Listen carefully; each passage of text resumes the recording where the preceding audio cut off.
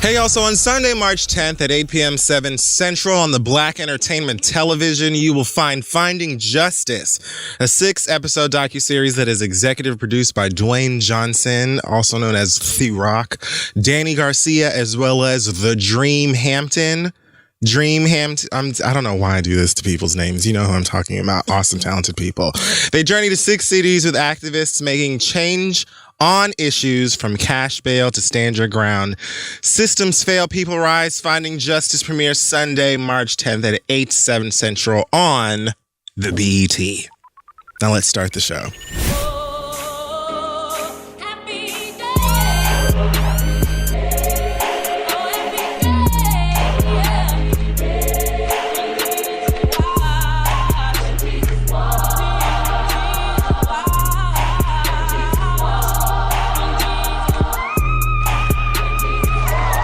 Why you coming home 5 in the morning? Something's going on. Can I smell your dick? Don't play me like a fool. Not this acoustic. 'Cause that ain't cool. Oh my God. So what you...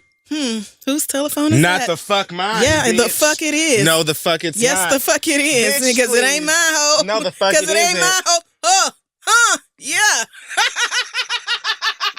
In the middle of your Fuck this show. I don't even want to do this rendition. goddamn shit no more. It was so good.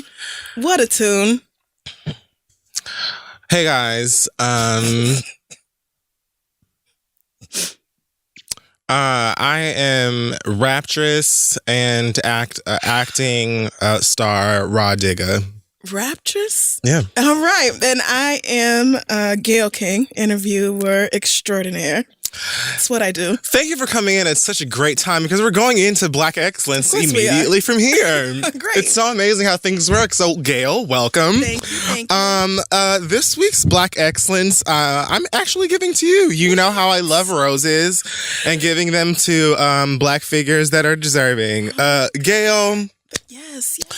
you have been a staple in the culture of Blackness, journalism, fashion, Yes. and friendship. That's right. You've interviewed all of the things, all of the people in all of the places.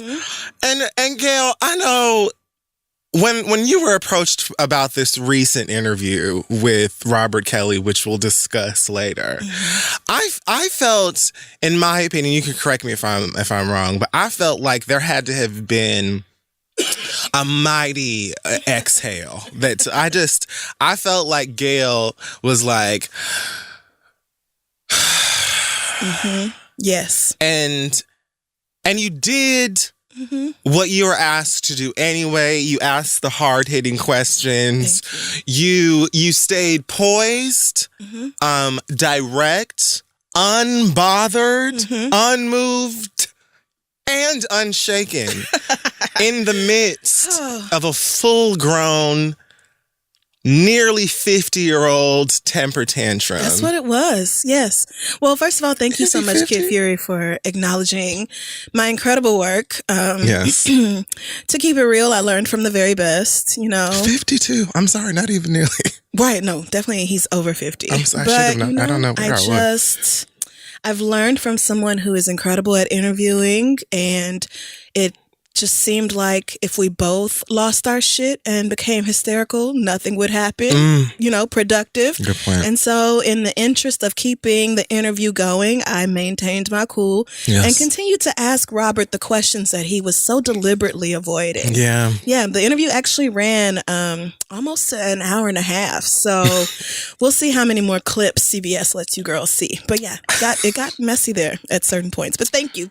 I work very hard. Me and Oprah were very best friends. Little Ash Wednesday on the elbows. I know where all the bodies are buried. So, she's definitely been a mentor and so much help to me as I've grown in my career. Wow. Thank you. Wow, what a mighty performance of patience, hard work, and professionalism. Yeah, well, Black women, we literally invented poise. So. Getting it done. Thank you. The end. Thank you so much. Honestly, Gayle killed that shit. Bitch. I couldn't believe she maintained her composure when that nigga got up hollering and screaming the way literally, he did. like Gayle she did that. Had the body language and the facial expression of someone who is like letting a toddler get it out. Yes. Like, when a child is like crying so hard over some bullshit that they can't even speak or get it out. They're just like,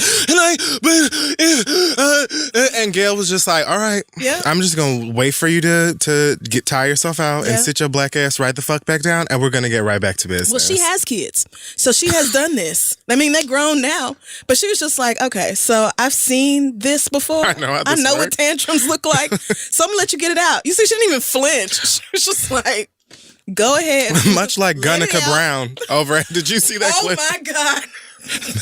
They said Gunica has lost it. Monica was about to stop the show. Don't make me pull this show over. I don't know. I will turn around and go home. Was getting into it in the crowd. But Monica was legit like, stop the music. You go over there. You go over there, because if I have to take my shoes off, it's going to be a whole different conversation for y'all bitches. So I know y'all distracting everybody else. I said Monica has 3 kids. This is not new. It was just so matter of fact. Like, I'm tired of the bullshit. So whatever, just separate. Just don't even look at each other. Just go to different rooms. We'll talk more about Robert and her foolishness. Black women, man. Later. But my God. That was so funny. Gayle. That was so funny. I know Gayle left that fucking interview and was like, do they pay me enough for this? I think they do. I honestly think they do.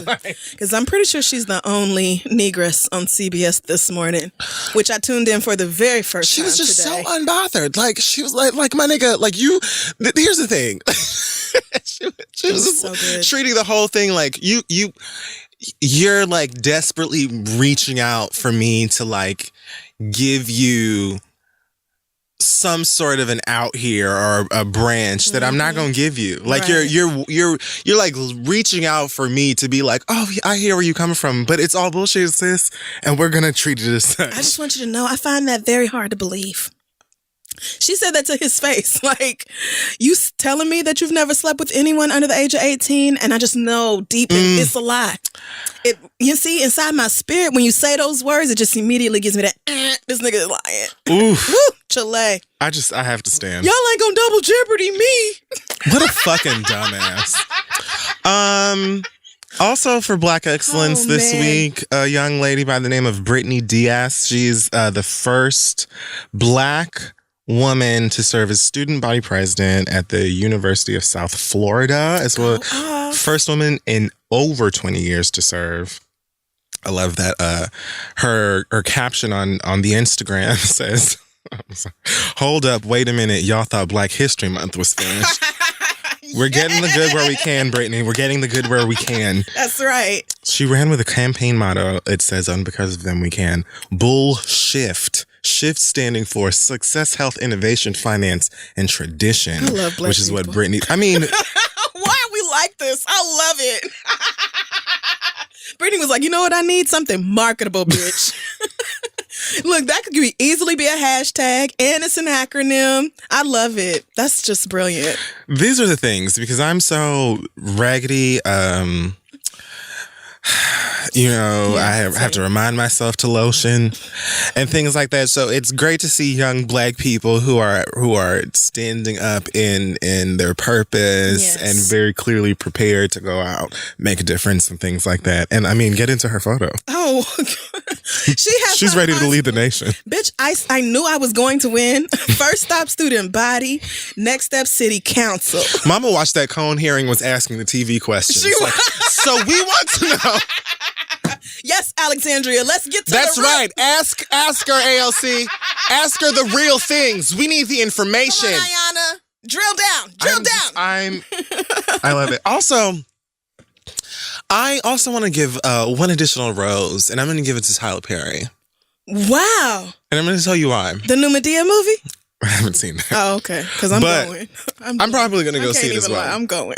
Here's why. I've had plenty to say about the quality of a lot of Tyler Perry's films, productions, but films specifically. But one thing I've always said about Tyler Perry that I do enjoy about him or can appreciate is that he gives Black people work. I saw a clip, I think it was for a BET feature of the Christie Show. The girl who plays Charlene on Instagram. You have seen Miss Charlene on Instagram. Yes, I have seen Miss Charlene, but I thought her name was really Charlene. Of course you did. I think you and many other niggas thought that was just really a lady from church named Charlene. I mean, yes, I did. So she has brought me so much joy, specifically with that character for such a long time. You can ask Kia. She and I have shared so many moments right up with Charlene. I mean, it is. That's us. So, I guess she's like in the new Medea film, which perfect, okay, right? Good.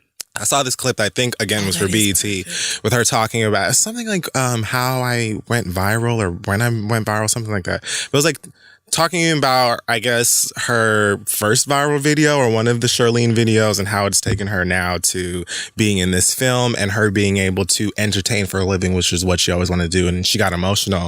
And that just really touched me because I was like, you really have cracked me the fuck up on plenty of days when I've needed to be cracked the fuck up. Yes. And here you are living in your purpose right now. And Tyler Perry's black ass, for all I have had to say and can stand up in, here he is keeping his fucking eyes to the street, or at least the team is keeping their eyes to the street and saying and putting Black people in positions to work. It's beautiful. And things like that. And I appreciate that about him. Yes. So go and see Tyler Medea's Family Funeral. Is that it? I'm gonna get the real name. I think it is Medea's Family Funeral. I think it is Medea's Family Funeral. It's the last Medea movie. I have Pretty to go. much. I have to see it in theaters. I don't believe it. I do. I believe it. I believe we're gonna get like. He tired of putting that wig and them titties on. He tired. He ain't putting that shit on no more. It's gonna be a He been playing Medea reboot. for a long fucking time, man. Like 20 years. I know he tired of her ass. I bet them titties heavy. Okay, that whole bodysuit. Yeah, Medea Family Funeral. I really want to see the play more than the film. Oh, but I think they're done, aren't they? I think so. I wasn't even. Were there even tickets sold to that? It went by fast. Private, like by the time I heard about it, they were like, "Oh, it starts tomorrow, girl. We're done tomorrow."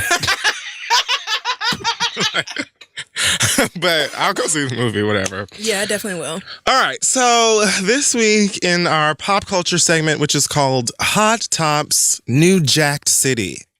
Yeah? I like that one. Yeah? That's a good one. Okay. So let's talk about my favorite Black fairy godmother, Black exploitation heroiness, Houston goddess. Oh, wow. Every day that Solange is not the creative director of my life is a day failed. Mm-hmm.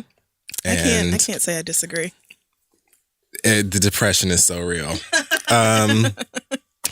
So Solange, she has officially come back to us with her album and film. That's right. When I Get Home. How do you feel about it? I feel like everything we said last week, it still stands. She's artsy, she's current, she's cultured, she's Black as hell. Mm-hmm. She's got a good percentage of ratchet in there. I just love it. Mm-hmm. She's country as fuck. She's country as hell. She really is. Proud, loves where she's from. Mm-hmm. I'm sorry you couldn't make it to Houston for the album experience because it was a jolly good time. It really was. I'm sure. It was so Black. She had it. There was like screenings in different areas around Houston, and they were all Black-owned spaces that like she went to when she was a kid, like her mama's salon. Sure. So absolutely, the location I got to go to was the Shape Community Center, which is like I forget exactly. Oh, Shape is an acronym, but it's something about getting Black lives and Black kids together. I saw her mention that. Yes. I think on Black Planet or something.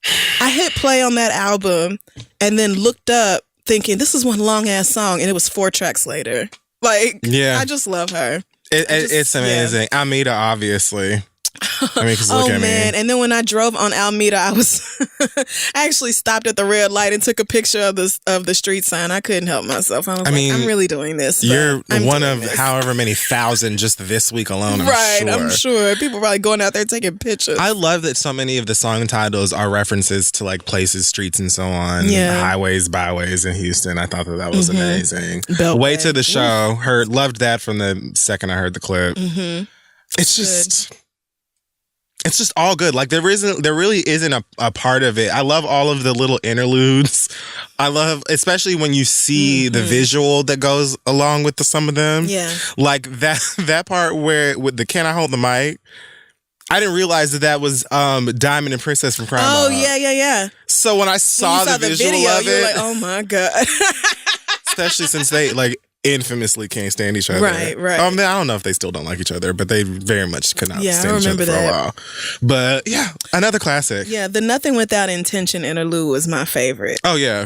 Especially, I mean, because look what it's coming off of, and then look at what it's leading into. Right.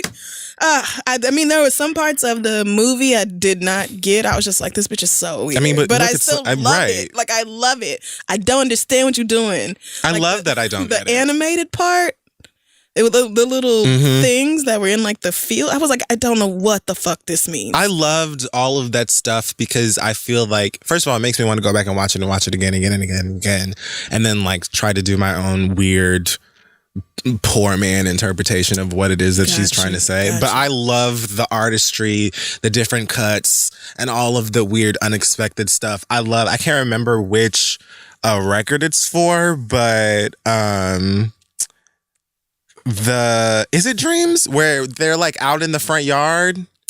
I think and then like so. It's like the woman is like slowly turning into like a tree or something. Oh, I don't know which. Yeah, it's panning back and forth between these two houses. Okay.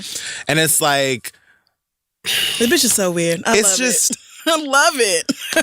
The whole thing with Homegirl from Stay Fo dragging that like huge machine behind her. It kind of reminded me of Didn't You Know by Erykah Badu. What a fucking shot that was. Oh my God. You could tell. These Knowles girls, listen. They're where they need to be. I'm really into it. If you get the chance, go find her Q&A that she did after that album experience thing, because it really just provided so much insight into the record and what she was going through. And she has a Finsta. Girl. I was like, of course your wretched ass has a Finsta. I just love Solange so and Miss much. Tina started the standing ovation for her. Like after it ended, everybody clapped. And Mama brought her flowers. I saw all of that. I was like, Miss Tina's dead ass the first one up, and then everybody immediately followed her. And I'm just gonna say funny. It. I'm just gonna say it. Okay. I'm just gonna say it. I'm just gonna say it. All right. I'm just gonna say it.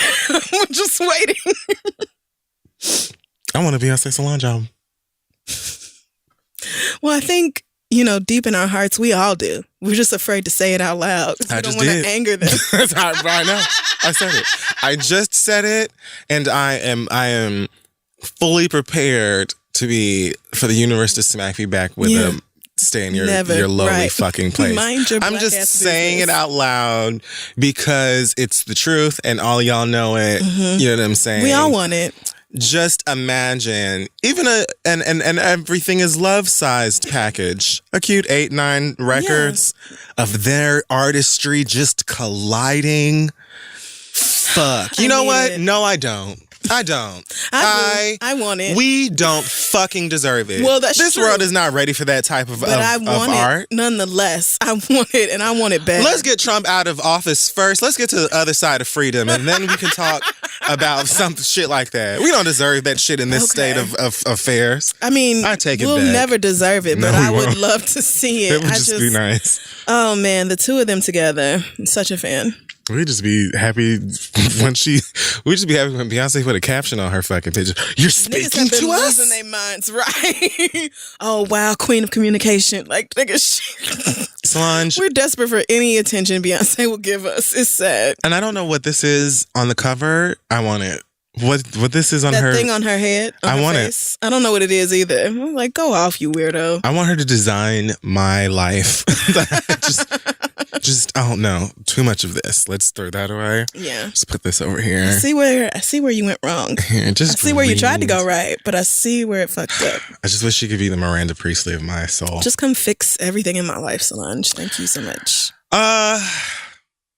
Is that the nicest thing? Is there anything else? Is there nothing else good? See if there's positivity. 2 Chainz talks about Ariana Grande. You know, he did a remix to that. It's Mine, I Spend It. Oh no, that's his song. He did a remix to the Barbecue Grill song. Oh, okay. And he was speaking to is this Rob Markman on Complex?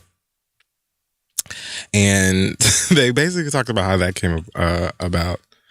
And in a nutshell, 2 Chainz said to Rob Markman that he absolutely recognized all of the similarities in his trap house / community service home. Right. And Ariana Grande's barbecue grill house. It's not a trap house. It is. A Benihana. I don't know what you call it. It's not a Benihana. Whatever. As well as, you know, the beat and things like that. But he chose not to say anything because he says, I want to say it didn't bother me, but once again, you don't want to get caught up into that, man, you're petty. Because I thought somebody has taken a little something out of my DNA before and I haven't said anything because I don't want anybody. It's supposed to be flattering or whatever. But he also says that he met with Ariana Grande face to face, I'm guessing through her people, and that she told him, well, yeah, I thought that people knew where I took it from. I thought that people knew I got it from you. I honestly thought that too because it was so blatant. And he said, well, how would people know that? Well, how would the whites know that? That's true. How would they? Excellent point. It's not petty to want to be acknowledged for the things you create. But... or credited, at least. It doesn't mean that you won't be treated as a petty, angry ass nigga. That's true. Especially since you're a grown-ass man and Ariana Grande is like 3'2" and a girl. Even though these exact same people be falling all over Taylor Swift sucking her dick every time she talk about her copyright protections and intellectual bullshit. This and that. Y'all do that when anytime Taylor Swift be like, excuse me, I'm a girl and girls do things. Y'all eat that shit up. So I don't want to hear it when it comes to black people being like, this is blatantly our shit, and then you just came and stuck along. Say shake it off. Say shake it off one time on your song. I will send a dozen white people to come. You know she don't play. Her own fans, she'd be like, you danced to my song in your wedding, cute or whatever, but off of YouTube. Congratulations, but canceled. Anyway, so, I mean, you know, hey, girls, they say that Ariana Grande and that other one, what was her ex's name? Big Sean are a thing again. Oh, yeah. Instagram told me that, too. That the whole break up with your girlfriend on board thing was directed towards Big Sean. And then I think he and Jhené Aiko broke up a while ago. What a stupid song. Gotten anything. Well, I haven't even listened to the song. As soon as I realized that it was a song, because of course, as soon as that album came out, which I haven't listened to the album yet either. It's not bad. Y'all immediately started putting break up with your girlfriend on board in all your Instagram captions. And I was like, what is wrong with everybody? It's quite melodically pleasing. Like, I like the melody and stuff to it, but I hate the message of the song. Okay. And I knew that even in the video, it was going to be like, oh my God, she's chasing around this guy, and then she's going to say, she's going to hook up with the girl. That's what happened? What happens, oh, yes. Girl. Okay. Like, break up with your girlfriend because I want her. Get it, guys? I knew that's what it was. It's like, I get it. You know, I'm just a little too old for it or whatever. Yeah, exactly. But she's just a kid. Whatever. She's talented. I don't think so. I think she's mid-20s? Yeah. Early 20s? Like the rest of them we be talking about. I can't help but think that she's 5 because she won't take this goddamn that's true. Fucking Samoa's ass, thin mince ass. That's right. Ponytail down. She does dress like it's the first day of kindergarten. Every time. She really does. For show and tell today, guys. I brought my sweater. Look how all his sleeves stay intact. I just rub him and rub him. Oh God, I can't deal with your Ariana voice. Wendy Williams is back on her show. Woo! In whatever this is she had on. And you mean that wig? That too. Oh, you meant that outfit. She's back on the show after, I don't know, she was away for a while. 3 months. Yeah, it was weeks and weeks. 3 months. Loads of rumors around why that would have been. Most of them leaning towards drama with her and her husband, Kevin, and his alleged side chick / upcoming baby mama or something. Whatever that whole story was just so convoluted. Like, it's a lot going on here. But that man has been embarrassing Wendy for a while. This is not the first time, but all right, that's your man. She's back on the show. And to that degree, she says basically nothing. she essentially showed them an old ass picture of her and her husband from the 80s or 90s or something, where they both look incredibly different. And incredibly. And basically said that she ain't talking about her husband, and she's also not leaving her husband. No, she said she's not talking about it until you see her without her ring on, and she's never taken her ring off. So don't worry about how horrible her husband may or may not be to her. She ain't and ever talking about her business. She's talking about the rest of these hoes' business. Right. And I was like, you know what? To one degree, I get that Wendy Williams, it's her job to like gossip or whatever, and at the same time probably wanting a certain level of privacy. My mama told me Wendy Williams don't take pictures with people. Really? Why not? Because I don't even remember what the reason was, but she said, or is it that she doesn't, I think she said that she doesn't take pictures with people out, but I don't remember. My mom watches it, I guess. Okay. Or used to. But she told me something once along the lines of how she even interacts with fans out in the street that wasn't like nasty or bad, but just it said to me that she has like a certain level of like boundaries and privacy even with the public, which I think everybody has a right to, right? Yeah. You need to. But it is difficult still to be as famous, as wealthy as you are at this point, and for you to not just talk about people's business, but talk about it very, very, very.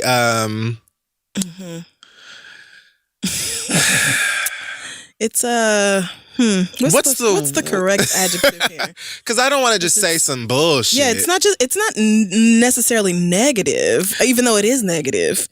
It's acerbic. It's okay. It's prickly. Yeah, that's fine. It's spicy. Spicy's another one. It's like it's done with the intent to possibly drag / hurt your feelings. It's very just unfiltered. It's very whatever the fuck is at the tip of my tongue right now is what you're gonna hear. Yes, and that's what a lot of people like about her. So some people might find it hard to digest, oh girl, well, I'm simply not talking about it, period.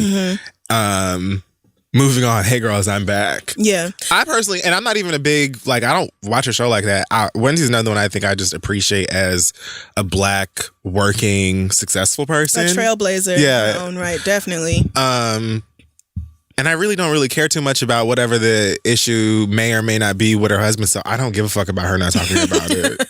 You know? Right, I don't care just because I feel like you really don't have to. Like, yeah, she does talk about everybody else's business, but like everybody else has been talking about her business. So I feel like that's just the way the jobs go. Like, true. I don't come on my show to talk about me. Yeah, y'all all know my husband ain't shit. Why? I'm not going to sit up here and dedicate my show to that.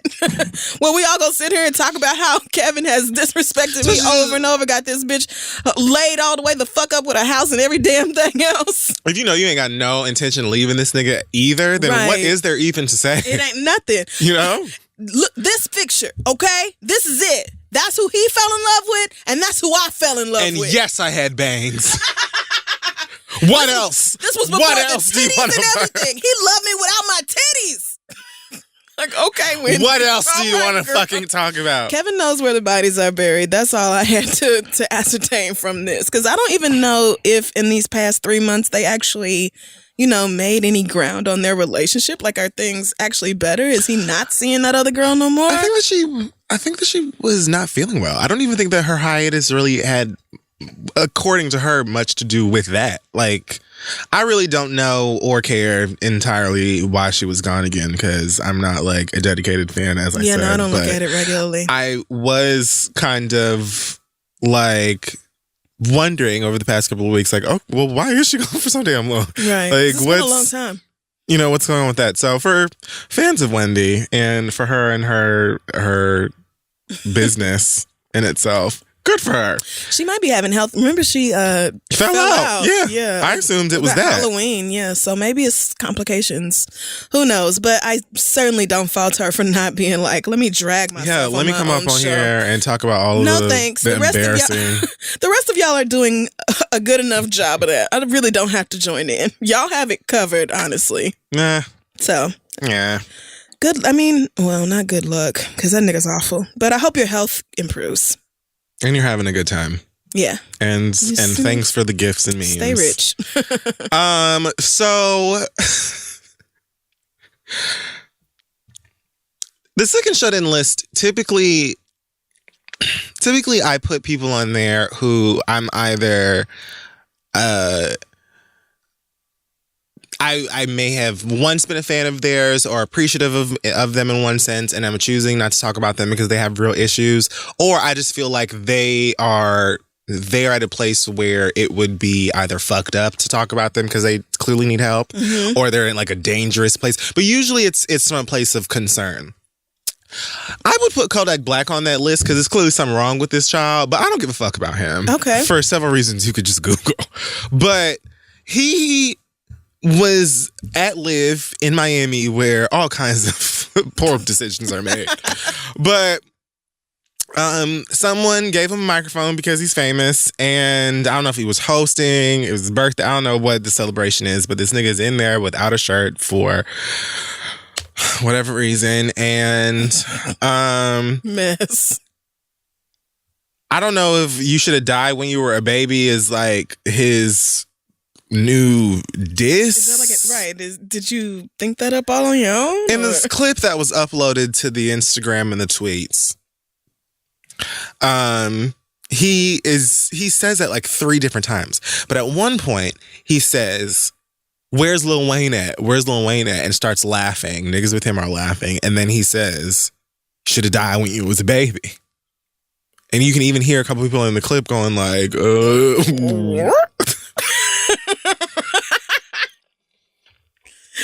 Oh, I still don't know where that came from. I don't think he does. I don't think anybody does. Wow. Color Me Nay. You know, she doesn't play about her dating. Oh, I had to think about who the hell you was talking about. The Reginae Carter. That's right, she don't. She posted a photo of her daddy holding her as a baby. Very cute photo. The captions that says, "You new little rappers need to start giving props and respect to the GOAT." That GOAT still makes me laugh. I don't care how many LL Cool J's you put in front of my face. Like it's a GOAT. Like it's just, I get it. I can't help. Yeah. Especially when people either use the GOAT emoji or just put the word GOAT. Like when it's an acronym or something, I feel like I can just it makes a difference when it's in all caps. Right. But when you just put the word GOAT. Animal, right. So you are a GOAT? Because my experience with goats, I'm childish. But like goats eat garbage. And they stink. Like bad. Adorable creatures. Super cute creatures. Yes, but stinking as hell. Anyways, you need to start giving raps in respect to the GOAT. My father don't bother nobody. He won't even react to what was said. This man be in his own world, so leave him the fuck alone. You picked the night he didn't go to Live to say that. You bold. LOL. Hashtag I hate these new little niggas. Same. No respect at all. Don't tell me to stay out of it because that's my father and you motherfuckers don't give him his credit and it's a shame. This nigga whole album sound like my daddy old shit. Get the fuck out of here. Well, damn. So I simply agree. I mean, I haven't heard Kodak Black's album to know, but if Reginae says so, I don't have no reason to. I mean, well, I haven't either, but I do agree that a lot of these new niggas need to be more respectful. Like this literally is where you Right. are drawing so much of your inspiration from. Like, okay. Lil Wayne walked so that you could fly. I don't understand. and you shouldn't even be able to do that. To be quite honest with you, because say what you want about Lil Wayne of today, of yesteryear, of whatever, Wayne can rap. Kodak Black can barely be understood. Like, I don't even... And the nigga look like the Dust Bunnies from Big Comfy Couch. Right. It's a combination of no skill and not attractive to look at. So I just... like, how are you here? want to be as far away from Kodak Black in every... possible aspect. So then he gets on Instagram Live or whatever, right? Oh, Lord, why? That should have been the end of it. I wish you could, like, zoom out like yourself when you broadcast. Because to be that close to...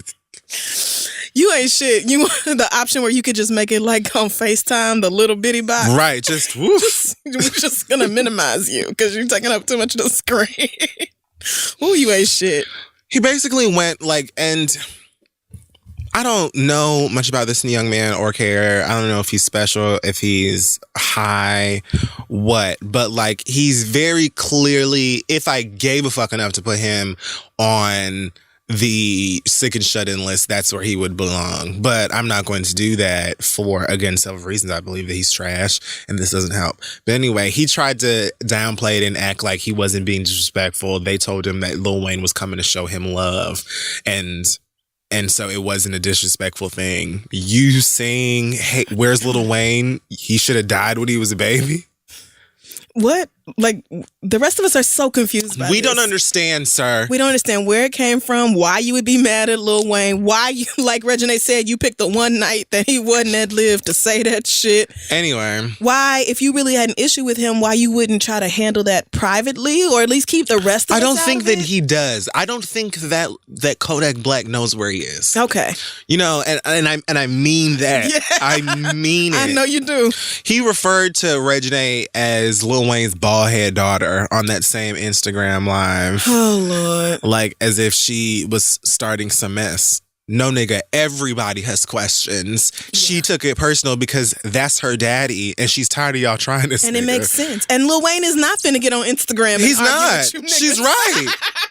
Right, that's Regine's generation. And she's getting right. you niggas, her peers together. She is doing like anybody who love they daddy and like stand for they daddy would do the exact damn same. So I don't even know why he tried to make it like Regine is stepping outside of her lane. Like, you talking about her fucking daddy, bruh.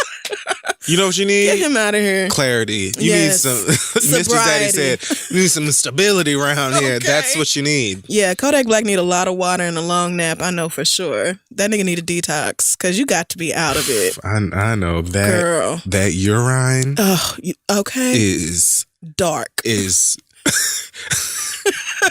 dark. That's what it is. You're holding up traffic. Green means not green. So if you want to, you got some green piss. If you want to, you got a green piss. Gross. So what else? Yeah, I was thinking it was probably like burnt orange. It looks like a sunset. Very because that nigga's not at all hydrated. Liquor is not hydration, fool. Very much the San Francisco Bridge color. Oh God. Gross. Very much a rust. What a dirty old, just nasty shiftless color of like. Talking about people's kids because you out here sounding crazy and fucking inaudible. I feel like Kodak Black and Regine can't possibly be that far apart in age. I think she's probably older than him. He's 21. But yeah, she's probably. Wait, is she like 21 too? Maybe 20? She's 20, yeah. So yeah, she was getting her peers together. That's right, little girl. And how dare you? How dare you? Honestly. You have a career because of my daddy. You should be saying thank you. Praise God you didn't die when you was a baby. Boy, get on. That's somewhere. Like if Quavo was like, hey, where Gucci Mane at? You should have died when you was a baby. Disrespectful right quick. And didn't he... Kodak Black is always in trouble for like assault and like sexual misconduct. So that nigga can go. Yeah. Bye, girl. Bye, sis. I don't need a part. And I don't enjoy your music either. So. No. So let's talk about the red table. I had a feeling. Did you watch it? So, I heard Jordan Woods sell lashes. Who want lashes? I'm buying lashes. Who wants some lashes? Ooh, are we talking about that beat? Because damn, it was perfect. That makeup was perfect. Just the edges and the pullback. Yeah. With the background. I mean, but you know. Yeah. She best friends with them. Kardashian was. mood board though. Yes. Like honestly, where they draw their inspiration. Snatched. The makeup was obviously there, but very natural and pretty. She looked like somebody who just came to talk about this shit so y'all could get off her fucking Instagram. And that was it. You're just gonna sit down with Auntie Jada real quick and talk about it. And she gonna chastise you a little too much, in my opinion. And we'll taste that. Yes. We'll get into and that. And then we're gonna move the fuck on because we got her back no matter what. Yeah. So the Red Table Talk interview happened with Jordan Woods about this whole tryst with Tristan. And I wonder if anybody else did that. I wouldn't. Someone else had to have done that. Probably one of the white blogs that we don't pay attention to. Maybe. Yeah, because it's right there. I mean, it's literally in your face. Yeah. So she went on there, and it was an interview I didn't expect to pay much attention to. You know, we briefly talked about it and stuff. Yeah, I had no intention of really looking at it. But I came here ready to read Khloé Kardashian this week. Oh, okay, good. I don't think I mean, we'll see how I feel. Okay. It was just not my read, but I mean, she always could be. So Jordan basically went on there. She talked about going to this party at Tristan's house. She also described him as Khloé's ex, very much on the side, but thank you so much, girl, caught that. And, you know, having a little too much to drink, not necessarily being blackout drunk, but being, I guess, drunk enough to make not so great choices. She said she didn't stay the night. She didn't sleep with him. He kissed her. She allowed it. She placed like a wild amount of blame on herself for being there, drinking, and a whole bunch of stuff. And I wasn't a fan of that part. As well as, like, I felt like Jada also could have been like, okay, girl, well, I hear you a fraction. Yeah. Let's also, like, swerve around this real quick and come back to, you know. Right. Because she said, Jordan at one point said something like, you know, I can't blame Tristan either because I should have never been in that position. And I'm like, so literally none of y'all niggas gonna blame Tristan? Is Black Twitter gonna be the only niggas that call out what's actually going on here? Yes. Like, you ain't blaming the nigga neither, my nigga? Like, come on, man. I didn't care for that too much because it's like his house. I'm assuming you drinking his liquor. Okay. His baby mama. Yep. Okay, his lips approaching yours. At some point, I get like wanting to take accountability for it and not wanting to point fingers. Yeah. But at some point, you got to be like, this is a grown ass nigga who was the one who really needed to be most responsible in the situation. You know, so I really felt like Jordan went wrong when Khloé and whoever the other one was asked her about it. And she didn't say the part about Tristan tried to kiss me on my way out. Like, you should have just told them that when they first asked you before this hit the shade room and the rest of us found out about it. But other than that, like, this little girl was taking on way too much of the blame. Like, I completely understood that story from start to finish. I was like, I really buy it. Y'all niggas was in the club. Y'all picked a house to go to because, of course, all of you are, like, rich and famous. So you could just pick somebody's house. And then it was like, you know, the after hour spot. Everybody is still there drinking, playing games, whatever the fuck else y'all was doing. Like, this is what happens. Broke people do this? So I just, you know, the Kardashians are the ones who took the situation and made it into this whole big shit storm. And even after the Red Table Talk aired, which I think they were pissed about, that's an actually powerful, influential family about in Hollywood was big facts. And I loved that they made sure to FaceTime Will in at the beginning. He told the story. Listen, yes. Look, I have known Jordan since before Jordan knew Jordan, okay? This little girl is family to us. And since her daddy passed, I have made sure to take her under my wing. And we are not going to let this world break you because they will do it. And I just know, like, Will and Jada, if anybody knows about dealing with fame, it's them too. Like, it's that family. So they peeped. I just love that they were like, we know this white bullshit is going on. And however, we're never going. And then Jada just kind of, I felt like it had to be, like they were trying to be as quote unquote fair as possible. by being like, okay, you have to take your responsibility for this, or you have to acknowledge how this looks. Definitely lessons that she could have learned and hopefully did learn in that situation. And I think that was the focus of what Jada was trying to do there.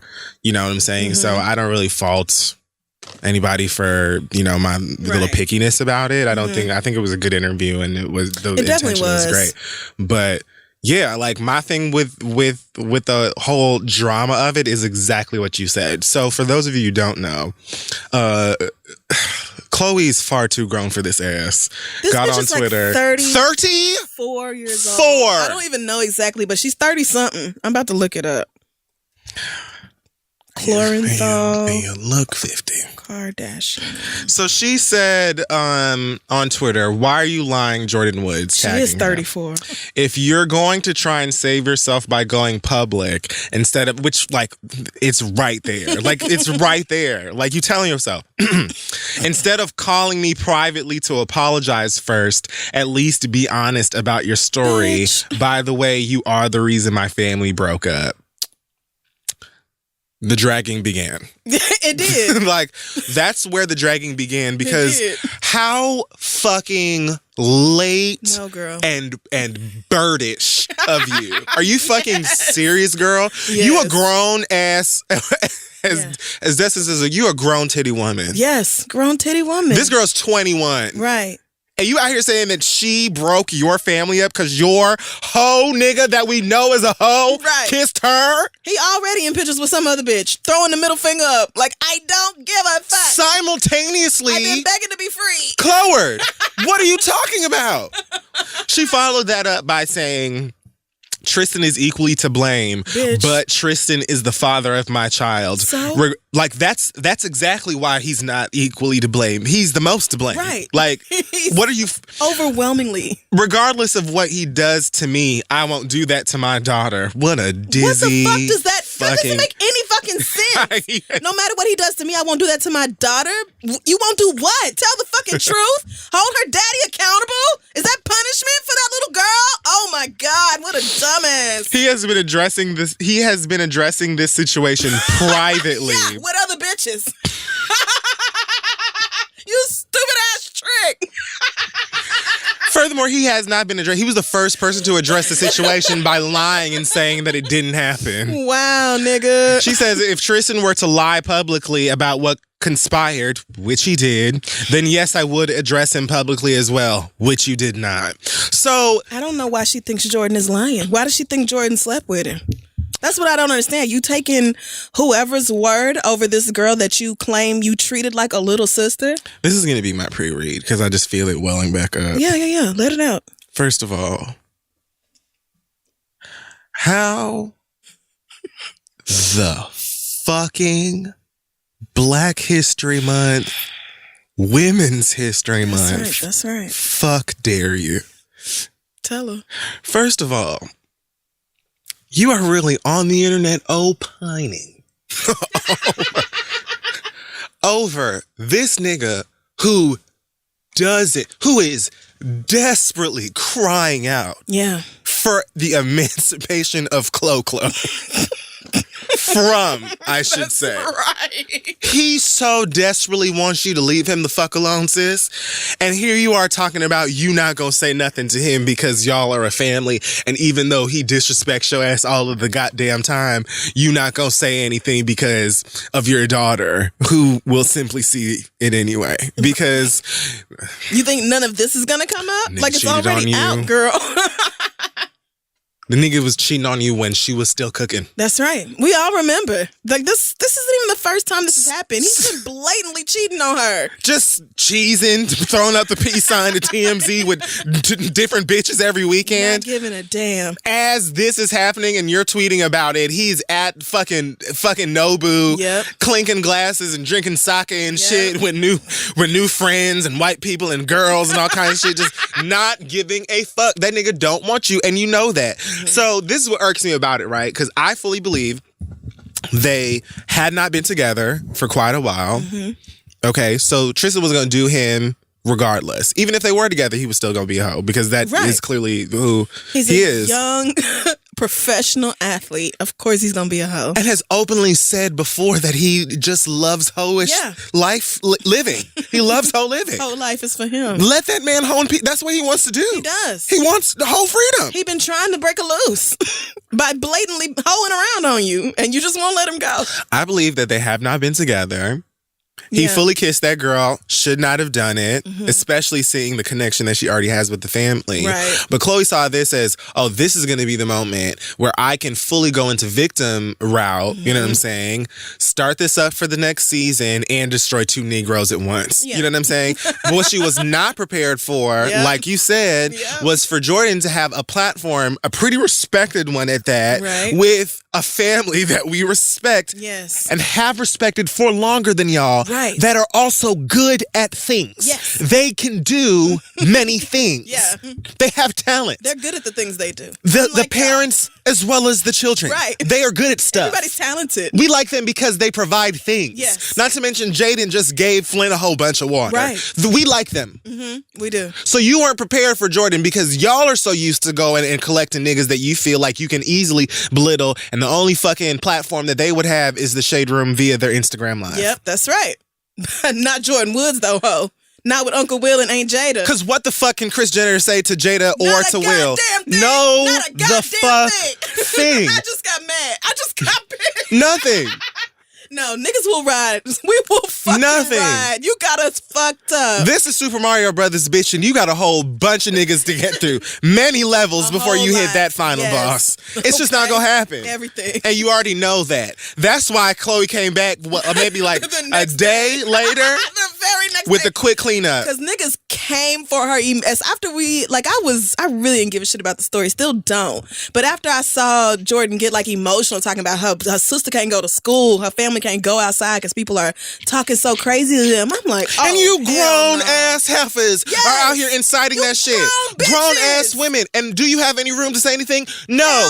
Let's talk to Trina about the niggas that you mopped off of her motherfucking ass. Let's discuss Lauren London. Let's talk to Black China or to Amber Rose or to Justine Scott or to Tinashe. Let's talk. Larsa Pippen, you 50 goddamn years old, sis. Didn't you almost lose your bag over Future? Yes, just a couple you years don't have ago. no room to say nothing. With Future, and we all knew it, bitch. If you don't get your ass off of the Wi-Fi, all of y'all hoes are ATL, ridiculous. ATL twin. What Malika, whatever. Girl, you gotta go sit down. Hollywood diva. Step up to the front. Go moisturize them tracks. Weren't you banned from your nigga's funeral because his wife told you that you couldn't come? Remember how you got on the internet after that man got killed and acted like you had lost something when he had a whole wife and family? What are you talking to this little girl about? And all of y'all are hoes. Let's just talk to Tristan's first baby mama. Let's just talk to her.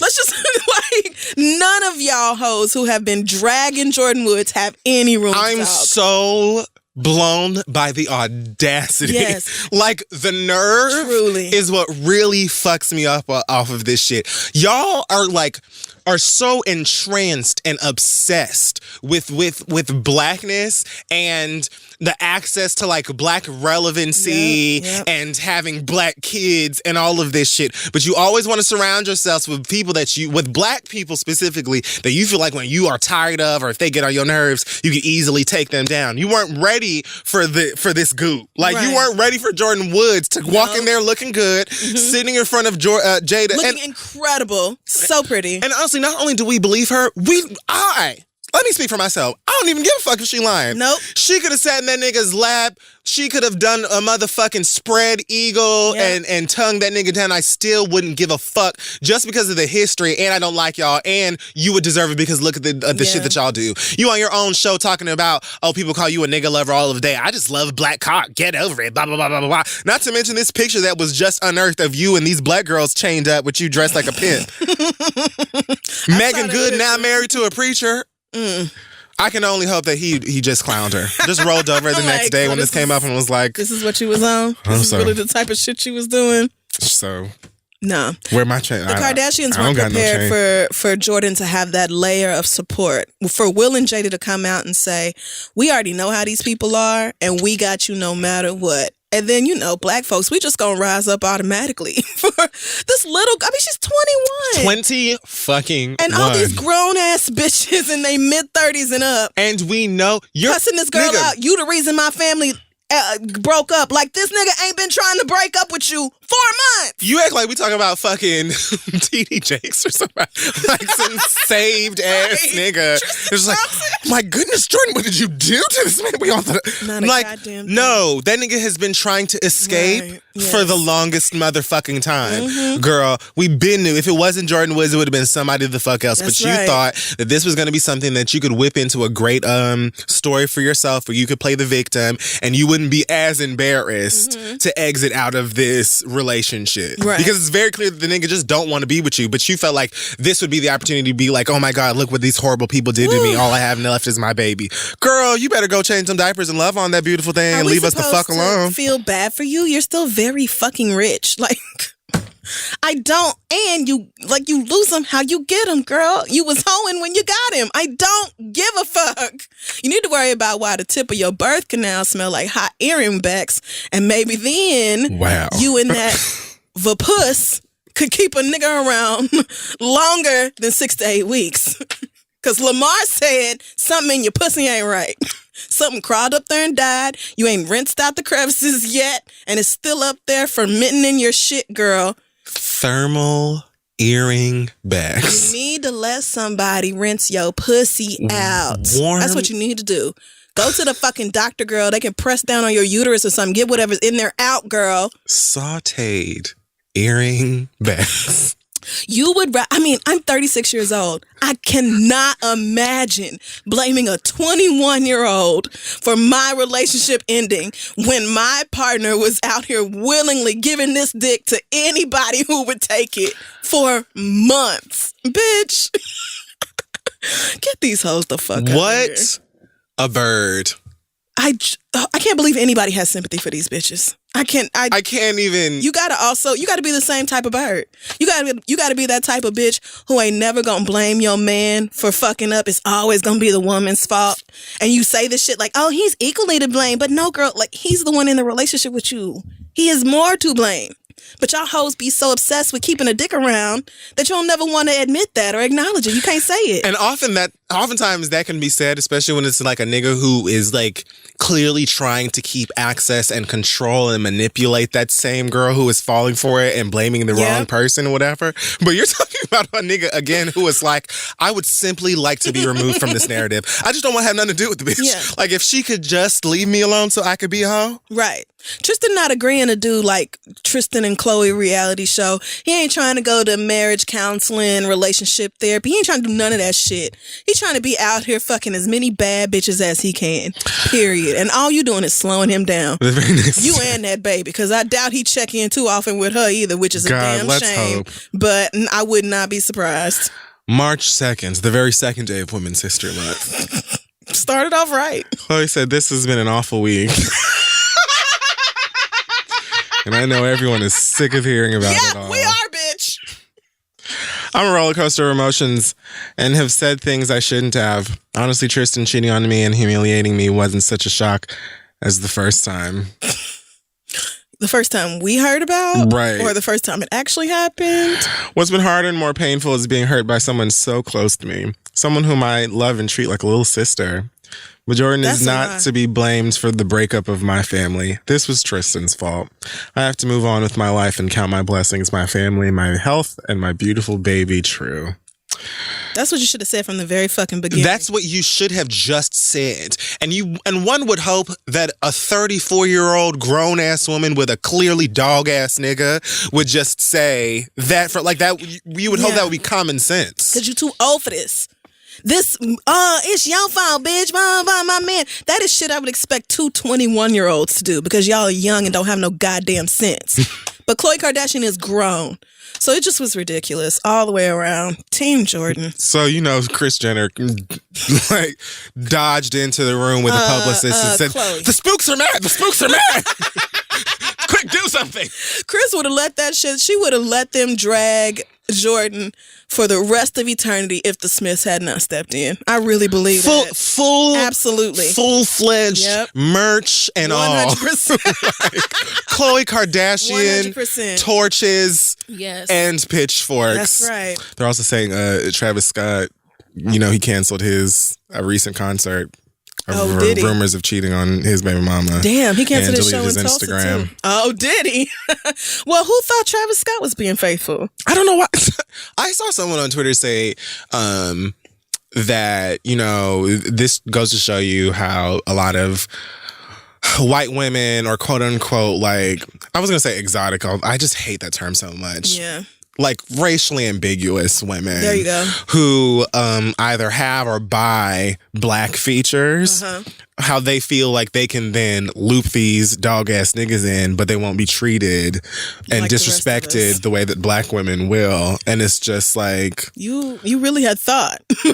And I really don't think that that's the situation in this case. I know the situation for many a white woman, but I don't think that's the situation in this case. I fully think that she just was gagged that mama had Jada in her back pocket. I do. Oh, okay. Yeah. No, I mean, but they should have known because the whole reason that family knows her is because of them. Jaden introduced Jordan to Kylie. So they should have known that Jada was going to open that platform right on up. Come on, baby. They probably just don't watch Red Table Talk. Well, I mean, you don't have to watch it, but bitch, you had the wrong niggerist this time. That's Khloé, what I love. Khloé went on that Hollywood Divas was acting like she ain't never heard of Paula J. Parker. Did she? She went on that show and legit was like clowning the whole thing, craft services and everything like that. Like, oh, fuck her. Oh, is everything so much and this is the fucking hill that you want to die on, ATL? If you don't sit your black dumb ass down somewhere. I'm really not thinking about that, bitch. Like, you are one dumb motherfucker. Like, you, they say that's Diamond and silk for the Kardashians. That's what you are, you good bitch. They said, that's why your wigs always shifted. And that is like, why. Oh my gosh. Your wigs are They're always up. off a touch. Like, you such good friends with these bitches, but they can't even put you in touch with whoever is doing their hair because their hair look better than yours. And you need to ask yourself why that is. So, I'm hearing talks that the Jordan crime meme might officially be retiring in 2019 for the R. Kelly crime meme. And it's a good one, the bitch. R. Kelly cry face is a really... It's almost cartoonish. Well, and the way he behaved was that. Yeah. It was buffoonish. So you're on a roll. It all makes sense. These celebrities have been pissing me off, boy. They all out their minds. When Jordan Woods said on Red Table Talk, "I don't want your situation."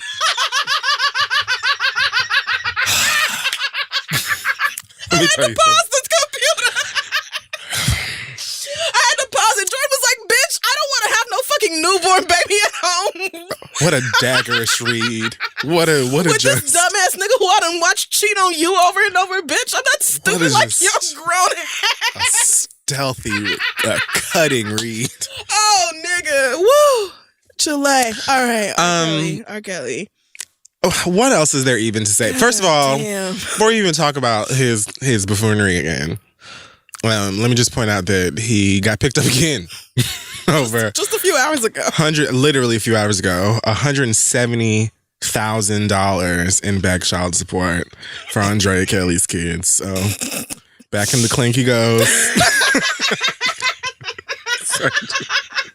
He is just having a shit time. Well, yeah, because all the shit that he has had coming for years and years is showing up. And and the crazy thing, it's like his frustration and wilding out.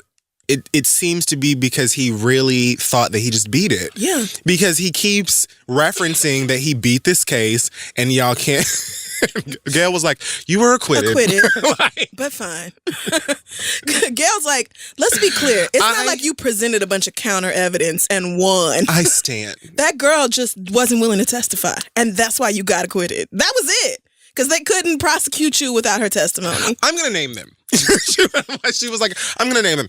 Joycelyn Savage. She gave us all 7 names. Like every single one of them. So she said all of these women that don't know each other have the same story and they're all lying on you? Absolutely. And blamed it on social media. Yeah. all you got to do is type whatever you want to, and if that get any traction, then all of a sudden you getting a book deal and a reality show. Who has gotten a reality show based off of fucking R. Kelly? I was racking my brain like, what show is this? I don't even know what the fuck he's his wife about. was on that show on VH1. Your wife is totally different. Yes, it is 100% different. Yes. So I don't. Andrea, she shouldn't even count in this conversation.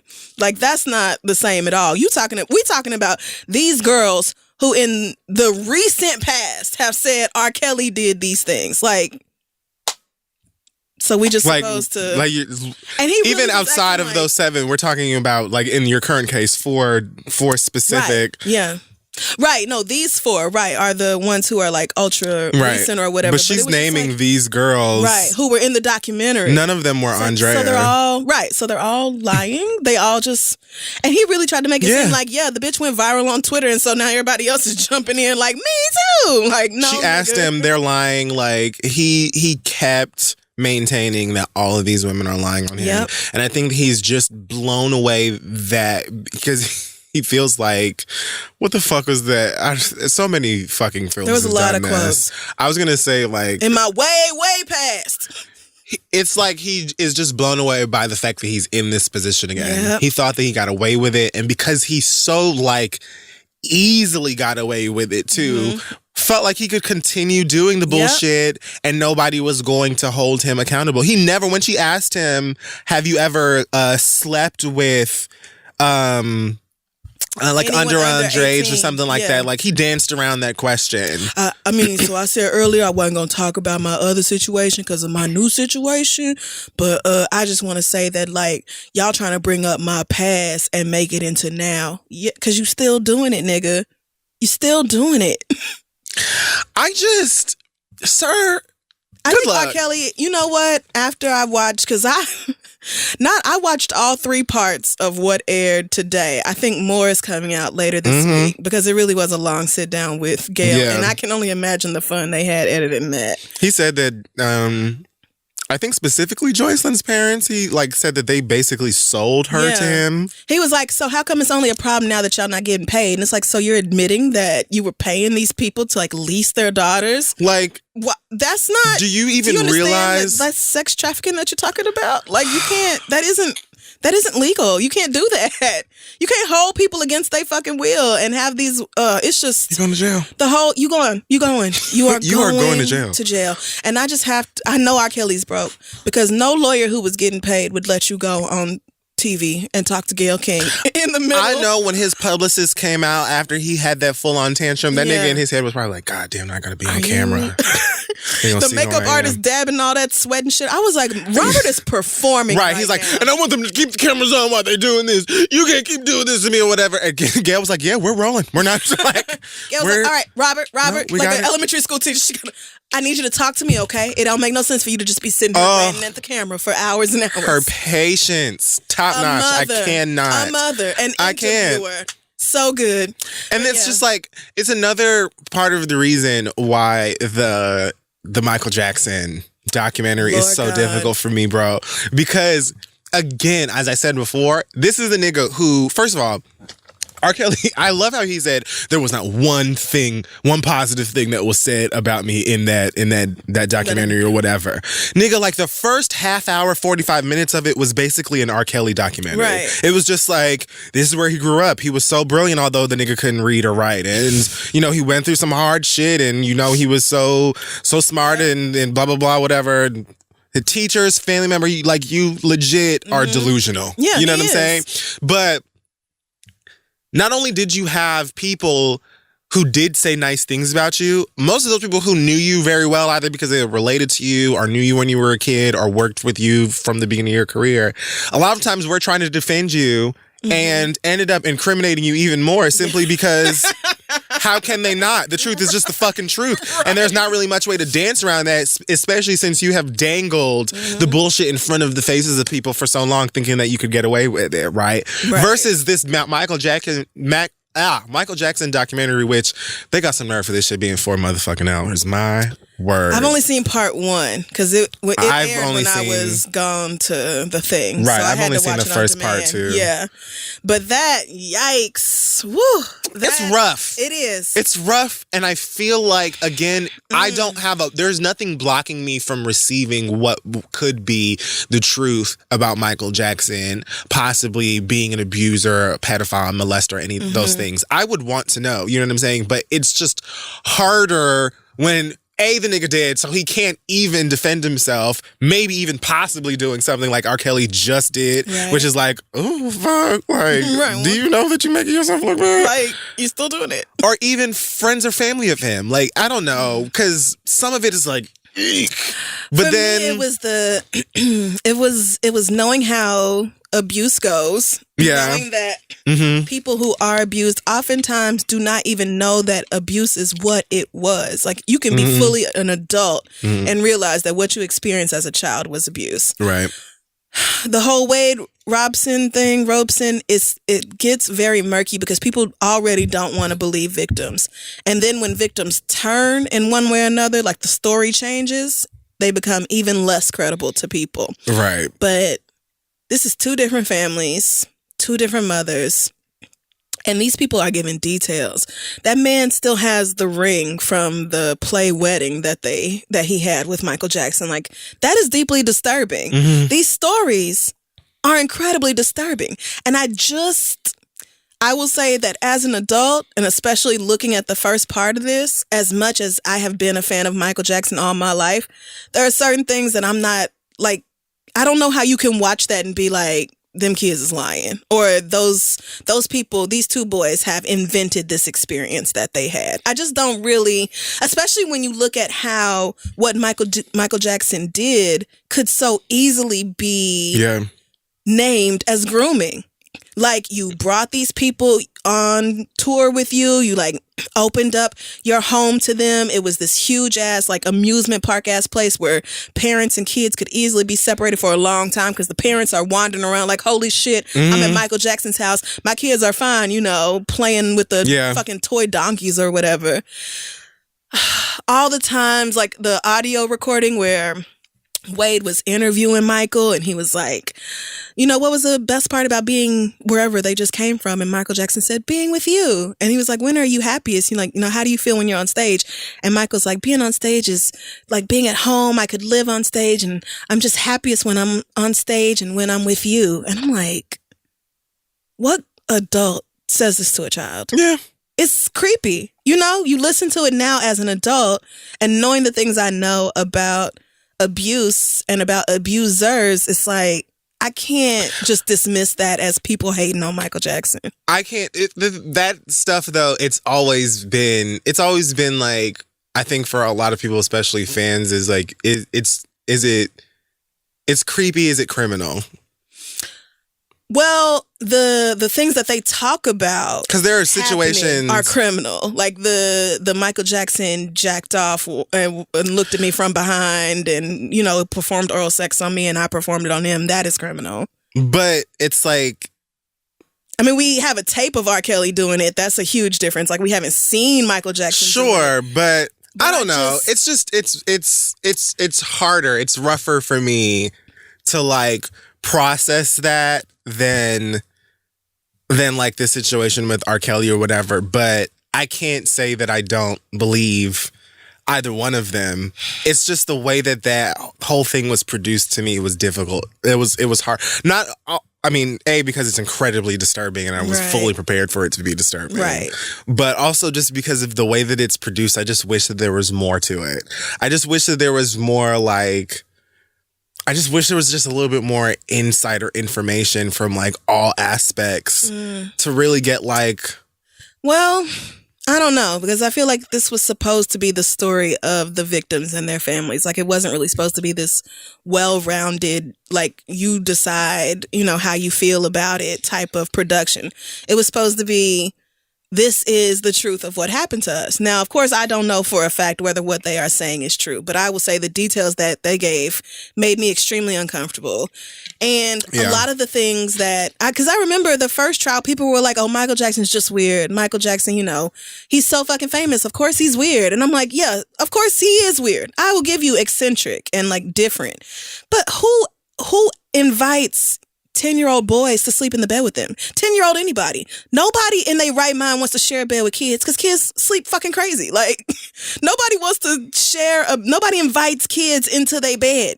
Like, if you are sharing a bed with a kid, it's because you have to, not because you want to. So the fact that he even asked, like, tried to separate this boy from his mama, and she had to be like, no, you're not spending the night in Michael Jackson's fucking room. What? Like, no, you're not doing that. But so it was just, for me, it was like a lot of details that made me uncomfortable and and part of that discomfort is acknowledging that, you know, Michael Jackson, the legend, there's a very strong possibility that this man was not, you know, what we may have thought he was, or is flawed in a way that most of us find deeply, deeply problematic. Because we're all fucked up in one way or another. Sure. But touching on kids crosses a line with society. I feel like most human beings can agree with that. Unless a famous man does it, and then a lot of y'all will turn around and cape for that nigga no matter how much evidence there is. There is a difference there as far as the Michael Jackson case versus the R. Kelly case. Because there's just so much more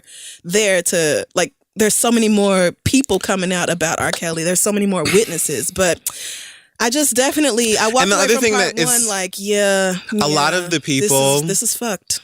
A lot of the people besides, I think it was like one of Michael Jackson's nieces, a lot of the other people who have been coming forward and speaking out specifically against Wade Robson, their reasons for saying not to believe him every time. Like, I think Darren Henson or somebody just posted a video and was like, you know, I've always questioned his morals and stuff like that because he's done this and he's done that and all of these other things. And I'm like, well, none of that means that he would be a liar. Like, right. I think he said that he was a drug addict, or like he saw him one time making out with his sister somewhere or whatever. And I was like, Jesus.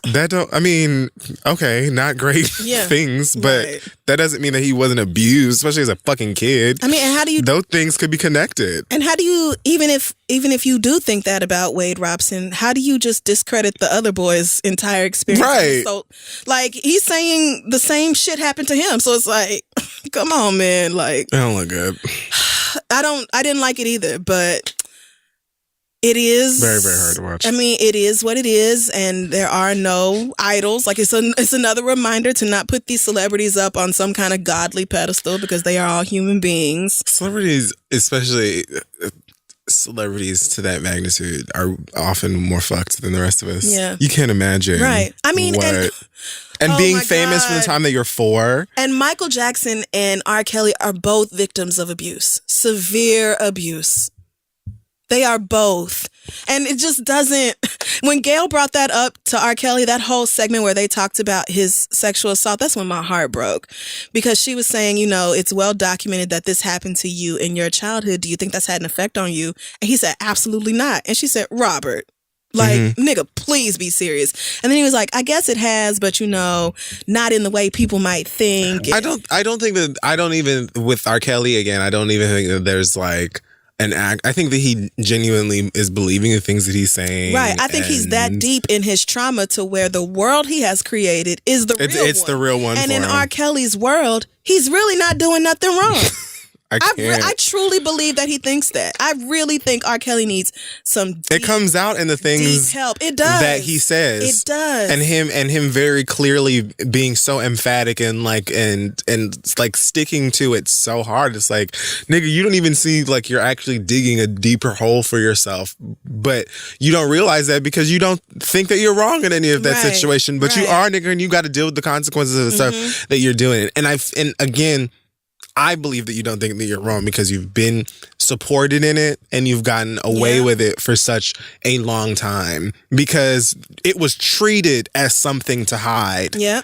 especially very early on. It was Yeah. treated like this is something that is wrong, you know? So Yeah. now you like, oh, well, I beat my case, nigga. Clearly this shit is okay. Nah, bruh. That's not how that works. Like, influence and fame is absolutely what helped you beat that case. Right. As well. Like, and you knew that. You set the whole shit up to like... You were a traumatized, hurt little boy who never had the opportunity to deal with what happened to him. And then you come into a whole lot of money, a whole lot of fame, a lot of misogyny, because most straight men are built with it. They come with it. The society supports it and reinforces it. So you probably already, like, even these niggas who ain't rich don't think women are people to be like respected. Yeah. At least Humans. certainly not respected on the same level as men. So like that's most men. Like that's the treatment of most women, that we are subpar to men. So you add in all that other shit that R. Kelly had going on, and it's basically the same recipe as Michael Jackson. Maybe not the sexual assault, but what Joe did to them kids. Like, I know it's been a lot of jokes about that, but that was fucked up what they went through. That is absolutely where the whole, I mean, that's where the whole Neverland shit came from. Yeah. And the whole, you know, Ferris wheels and roller coasters and all of that stuff, and the weird shit with the kids. And it's just... it's really fucked up to have to even think about that type of stuff. But it's just, again, like, I'm not finna sit up here and be like, nah, Michael Jackson wouldn't do that shit. I remember being a kid and thinking like, nah, that's weird. But yeah, like a lot of other people thinking, well, maybe Michael Jackson's just weird. Just because he likes kids sleeping in his bed with him doesn't mean he's doing anything bad with them. But like, yes, again, now being 31 years old and looking at these things and watching it, it's just like, I do wish that we could have gotten a little bit more deeper into it, but I see what you're saying in terms of this particular production. And even when he said, when the director or whoever said it before, like, it's not about Michael Jackson, it's about Wade and about James, I think. Yeah. It's so, like, even before you first said that, I was like, what do you mean? Like, now I get it. Yeah. But just seeing the clips of them as children, like being so excited to, you know, get on stage and dance with Michael Jackson and all that. And then hearing the ways that he talked to them, like when Jimmy's mama was like, you know, I prayed that some big break would come or whatever. And Michael was like, that's so wild, because, you know, I prayed to have a friend. And then Jimmy came into my life. It's like, nigga, that? What the fuck? You know, she's like, when in the moment she was like, oh, wow, you know, divine intervention. The universe is bringing these things together. And now it's like, oh, so you like, were you praying for a new companion? Is that what that was? Like, in hindsight, it just all is very... He had a monkey. It's very, I mean, but you know, rest in peace to Bubbles. Yeah. But he had several monkeys. She, you know, she said she would just hang out with the chimps while they went off and did whatever. The whole thing about being deep in a closet where there were multiple doors and alarms and all I'm that. getting uncomfortable. Yeah, it is uncomfortable. So, but I feel like a lot of people don't want to talk about the situation. Like, these are very nuanced conversations that you have to have, because abusers absolutely have to be held accountable. But a lot of people who are abusers were also abused, and they deserve to heal from that trauma. They do. They also deserve to be punished for inflicting trauma on others. But prison don't have therapy? I truly doubt that prison has the budget to provide adequate therapy to everybody in it. They don't have like group. Well, sit around in a circle. I mean, but are niggas really getting together in group therapy in prison and talking about how they were violated sexually as children? Because I feel like if you show vulnerability like that in prison, it may open you up to being a risk, a safety risk. Can you get a therapy visitation? You know, I'm just saying, we don't take care of people like that. We just punish them. And you deserve to be punished for touching little kids. But like, you also, like, R. Kelly is standing in desperate, deep, thick-ass need of some real help. That nigga gotta want it. Right. And I honestly think he is too deep in his trauma to get out of it, because he really thinks everybody else in the world is conspiring against him. Gayle was like, so everybody is lying? Just everybody is lying. Everybody. Why are so many women mad at you that they would do something like that? What does it make sense, Robert? Yeah, so You gotta stand up on them 2 feet that God bless you with. I watched that Michael Jackson documentary and was like, yo, this is fucking gross. I knew that I was fully prepared to come out on the other side of that feeling like uncomfortable and like same. not knowing how to feel and things like that. I was completely open to it and stuff like that. I thought that I was gonna have a harder time like maybe buying it. And I'm not even sure why. Maybe that is just the bias of it being a famous person or whatever. And also because they're some white men. You know? Yeah. I think most of us do have that. It is important to be aware of it or whatever. But watching it and having the similarities and stuff like that. We're very protective of our black celebrities. We are. Yeah. And people in general for me. You know that's what I'm saying? true. Like but, a lot of people saying that the reason they didn't believe R. Kelly's victims was because it was black women. Yeah. I'm kind of the opposite of that. And I'm not afraid to say I automatically believed y'all from the very beginning because you are black women. Like I automatically did. And you know, as far as like my own opinions and being an adult now, the fact that Michael Jackson's victims were not black boys or black girls or anybody other than, I had never seen anybody other than them white boys say something. Maybe I missed, you know, I don't really remember story. many of the victims, honestly. But I think for a lot of black people, that probably helped to be like, oh, you know, them white folks always trying to bring us down, man. They do anything to take niggas down. Yeah, that's true. So it's they hard. do that to black people. So. I just, you know, at this age, I can't act like I don't believe victims. Because unless your story is just wild, inconsistent, and crazy, then I just don't. Yeah.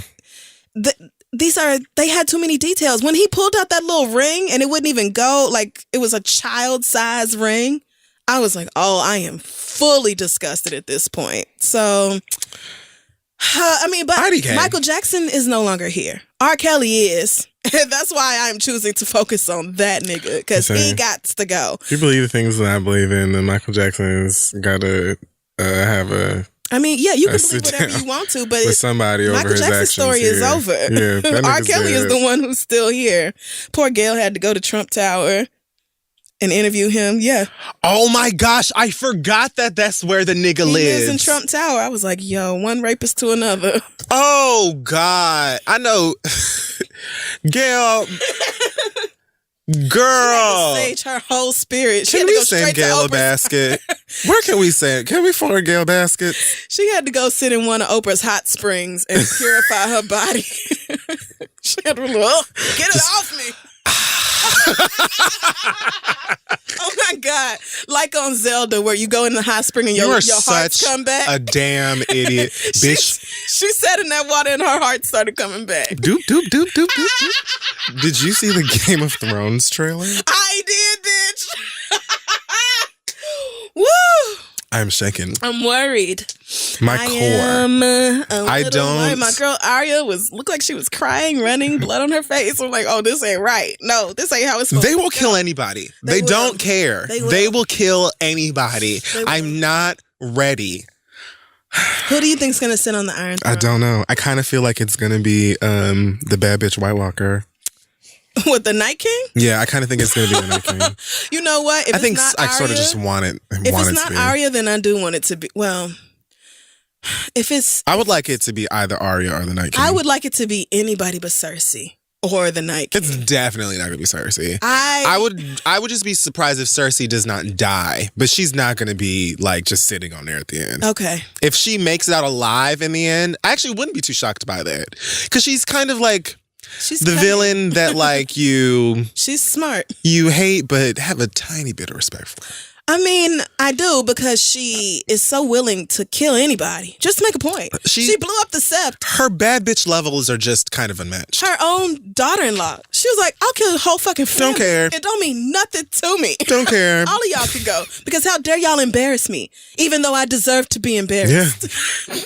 Like, that's a cold-blooded bitch. I tip my hat. You are awful. Yeah, I'm thinking I either don't want her on the throne. I would live for Arya sitting on the throne with Sansa by her side, or the Night King. I think the Night King being like, finally did it. Like, we got here, bitch. Right. What's up? I know y'all love Daenerys, but she kind of... Oh, she gonna die. Yeah. I'd be surprised she make it to like episode 4. She's like the Taylor Swift of Westeros. Whoa. She is. That was fucked. I mean, she's just like Little Miss White Privilege. You got all these black and brown. I'm hating this accurate Don't stuff. just And I hate need it. for you to stop. So, and she's fucking her nephew, her uncle, her nephew. I think closer to nephew. Her nephew. Nephew. Yes, Yeah, nephew. yeah. I think so. But she don't know it. No. But that might not stop I her. wonder if they're going to like scratch their tongues. Incest is when they find big. out. It's big. They love it. You're so stupid. What is wrong with you? I can't fucking wait for that. April 14th or something. Yeah, I think so. It's like around the corner. I'm Man. shaking. I'm ready. I cannot. And it's going to be a shorter season too. Right. So everything is going to happen probably so fast. Like, they're going to pack so much quickly. in these episodes. The bloodshed, I just... All right. I'm going to have 2 different rooms screening Game of Thrones when it comes back. One is for people who like to talk at the TV, and one is for people who like to just watch it in silence. I know where I need to be. You got to have 2 different TVs on because the talking at the TV crowd will piss off the bitch, just let me watch it crowd. So... Who is she? Why are wigs so white? So all of them dragons is hers? What they mean she the mother of the dragons? She a dragon too? Why that dragon blue? I don't get it.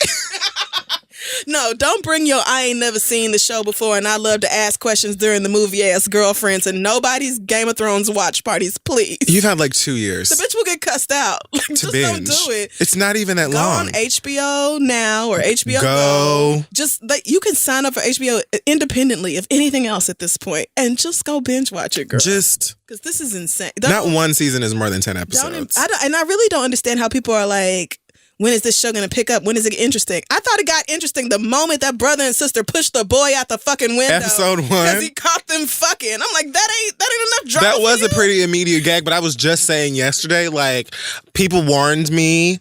When I started watching Game of Thrones, I think like season 2 was getting ready to wrap up.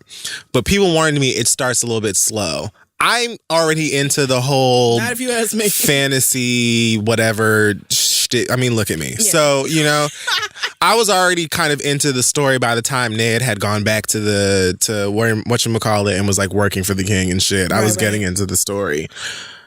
But spoiler alert, 3, 2, 1. When they cleaved that nigga's head off. Ooh, that was sad. That's when I just had this conversation yesterday. I said, oh, this is that kind of show. Oh, they don't give any fucks. The Red Wedding?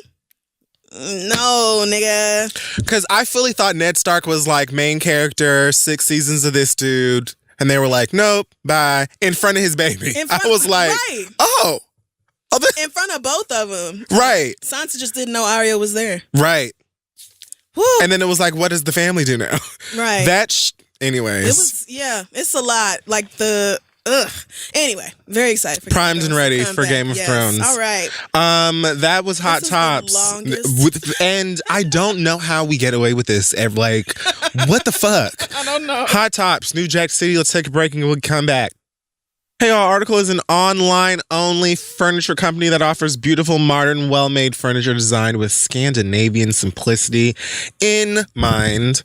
Online-only means that Article is able to eliminate the layers of traditional retail so they can keep prices low and quality high. No showrooms, no salespeople, just savings. And for a young girl like myself who is, already in the process of getting new furniture and things around the house, Article has been affordable, easy, and fancy.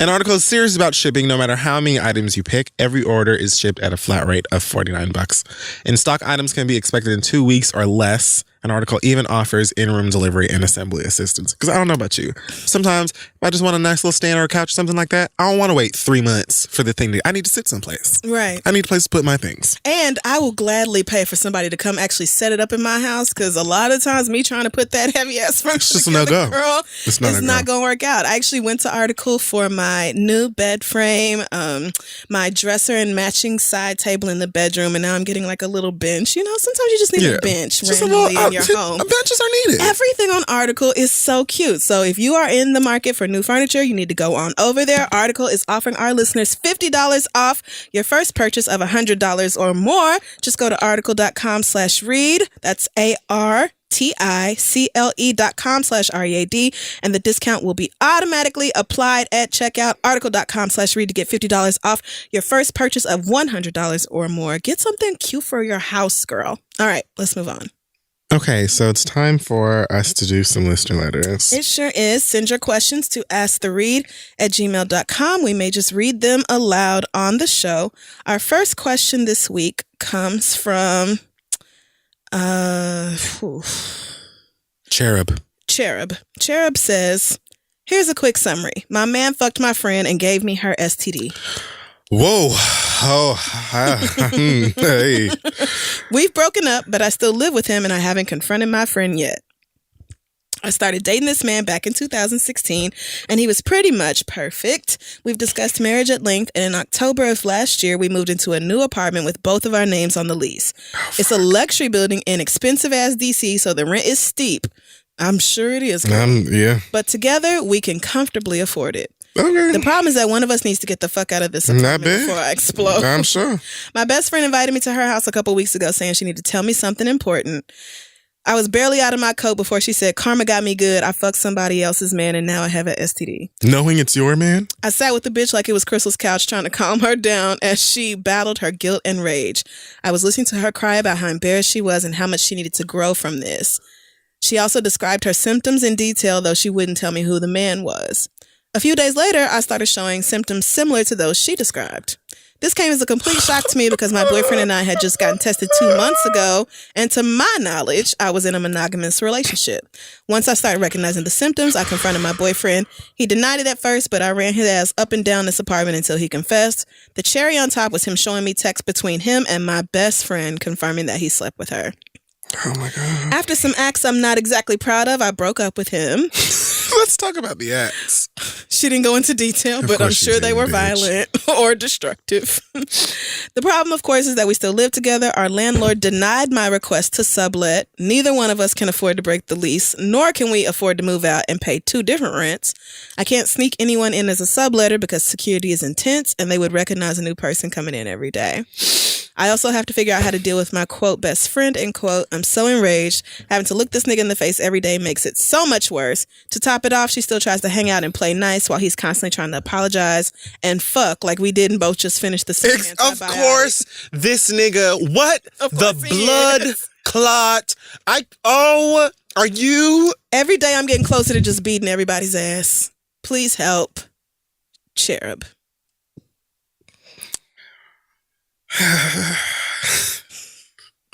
A lot happened. I feel like I just got jumped. A lot happened. I don't know what you're going to do about this apartment. Yeah, because you said it's a luxury building, so it makes sense that security knows everybody who lives there. Yeah. The landlord already said, no, you can't sublet. Yeah. I hope your lease is only 1 year, but even if it is 1 year, that's still the most. You got to go through October. Like, y'all just signed it. Fuck. I don't know. You might just have to. Can you really not? Can you? Damn it. Both of y'all are on the lease, so you can't just leave him and be like, fuck you, nigga, you paying it. Like, just kill him. Y'all. No, do not do that. That was a joke. I am kidding. And you would probably still have to pay your half. Yes, you would. I mean, that ain't gonna solve the financial problem. All of the options I would have given you, you've already tried and got shut down.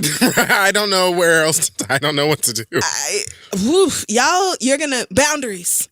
You're going to need boundaries. Some bright yellow tape right down the middle of everything. Still trying to fuck. What the fuck is wrong with this nigga? Why are niggas like this? Like, what? You cheated on me with my best friend and gave me an STD, and you're like, okay, but can I get some pussy? Okay, but no, you cannot, because for the reasons I just gave. Like, are you out your mind? You're lucky that you still have your skull and you are over here talking to me about sex. Yeah. I would treat him like any other roommate that you can't stand.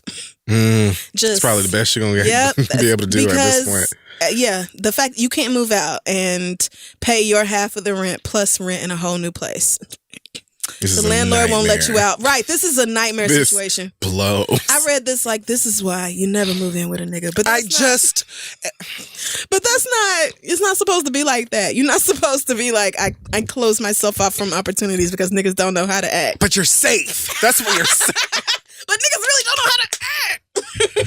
Like, what the fuck? Here you are getting dick down raw because you're in a monogamous relationship, so you think, just enjoying your goddamn life, and now we itch because because this nigga fucked your friend. You have to confront your friend. She doesn't even know that you know. You have to tell her. That's the only advice I had. Yeah. But let's get to the dragons. Right. Like, that I know how to do. And her, now you can't, well, it's still assault, but I would be highly inclined to beat her ass. I would at the very least open mouth say to her, I'm fighting hard not to knock your ass out. Lucky I got a good ass job and I can't have no fucking arrest on my record. Otherwise I would beat your ass. Needs to be said. Like, I think you at least deserve to say out loud, you deserve to I cuss wanna both of them fuck out. you up. Honestly, every day. You deserve to cuss them the fuck out. But this is a terrible situation. It really sucks. But yes, your friend, first of all, the nerve of this bitch to A, fuck your nigga, B, give you whatever, assuming the STD started with her, whatever. Yeah. Like, the nerve is all over the place. And then to come to you knowing that she fucked your nigga and basically confess to you without confessing, she has to be dragged and excommunicated. Right. And we're talking about ASAP, Julie. Mm-hmm. So that should happen, and it should happen quick. I'm really confused as to why you haven't done this already, but I would do it publicly. Honestly, I would put it on every social media platform and tag her ass. All of them, and don't let me be friends with your family. I'm tagging them too. But that's the type of petty, terrible bitch that I am. I just don't disagree. I'm not saying do that. I'm just saying I don't have a problem with what you just said. Not saying it's a good idea, saying it's something I would do. But yes, as far as the nigga that you live with, I guess, like Crystal said, unless some of the beautiful people listening at home want to give some advice, I would suggest the same thing because I can't think of shit else. I would treat that nigga like a roommate I hate, and I would also very clearly say to him, I hate you. I cannot stand you. Don't speak to me unless it is an absolute emergency, i.e., the home is on fire.